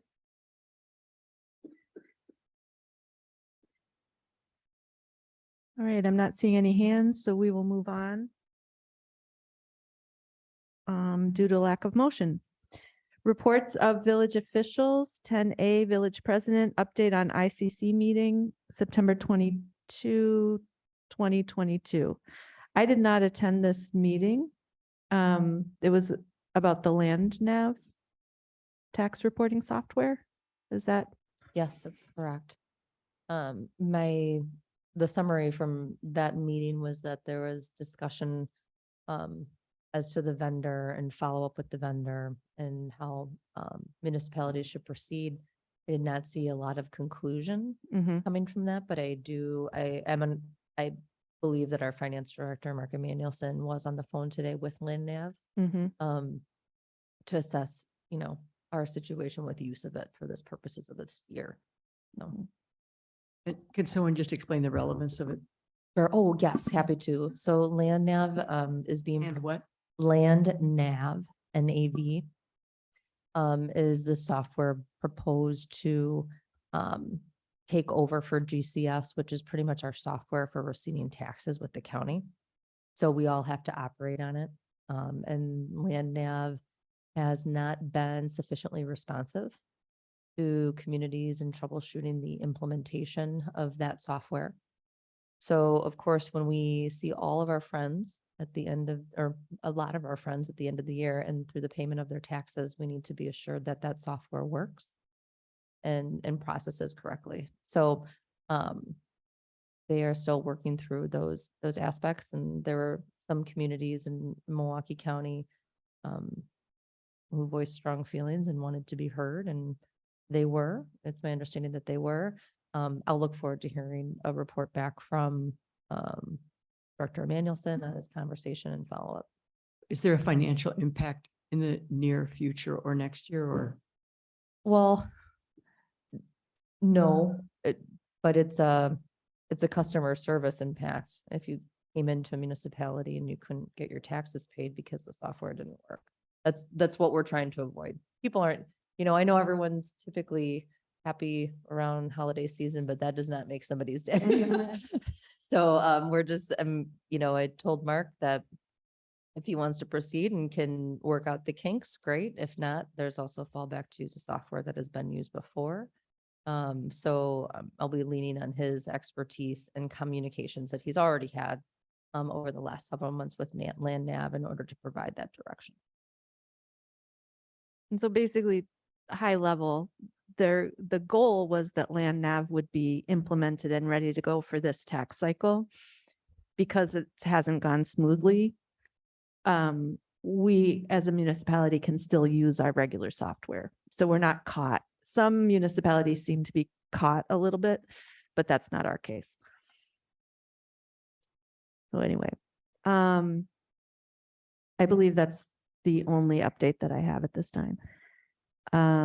Oh, I got some additional information about the PSAP designation that I will forward to you all. Again, it's only in case you see something in the news. It's not coming to us for a vote or anything.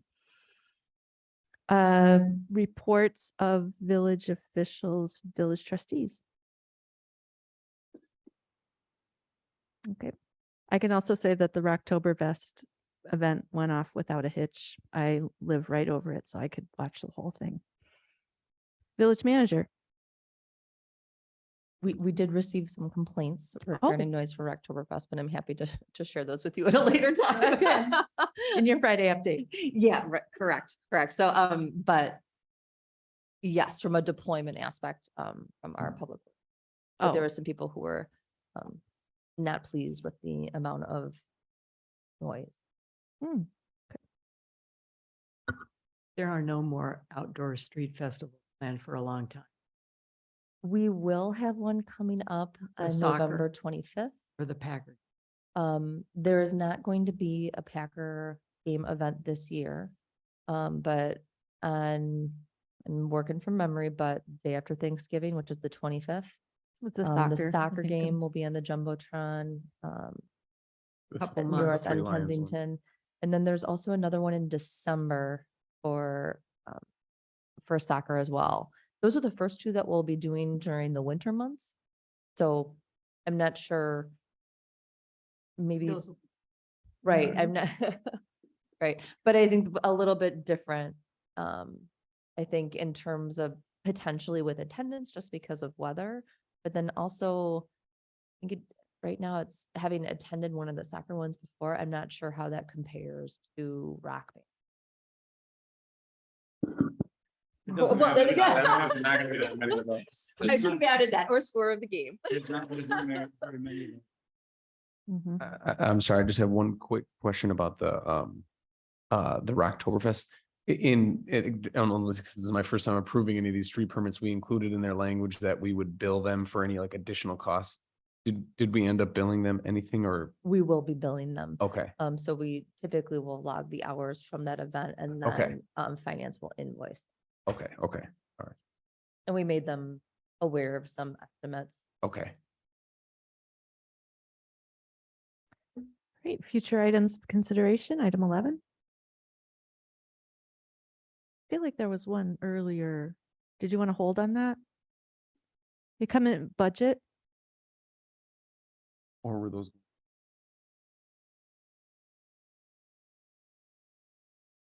Oh, the hybrid vehicles? Oh, no, the fees. The fees. Credit card card fees. fees. Credit card fee. All coming back. Good group, Yeah. good team, Yeah. teamwork. Teamwork's made the dream work. I think our. I'd like to make a motion that for future consideration, the village board consider charging back the credit card fees that we're incurring when people make payments to the village using.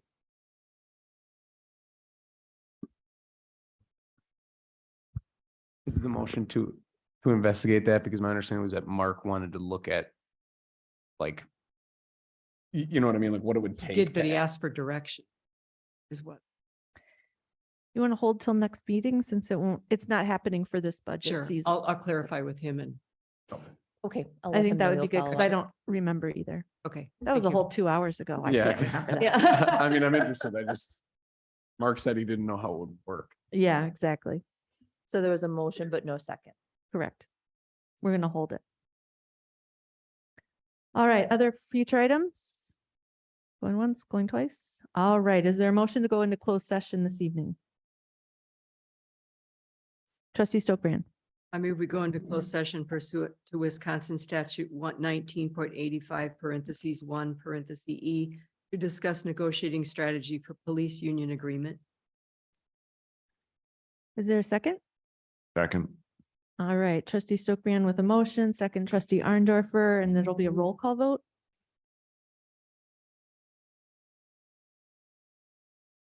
Mhm. Trustee Stokbrand, Aye. trustee Lynn, Aye. trustee Arndorfer, Aye. president McKay, Yes. trustee Moore Baldoff. Yes, motion carry 5-0. Yes. It'll just be. Good evening, everyone. I just want you to know that the meeting is now adjourned. There will be no action taken from the closed session so that the meeting will, I'm sorry. We won't be adjourning the meeting, but there's going to be no further action following the closed session. So we'll be just adjourning whenever the board reconvenes from closed session and then adjourns.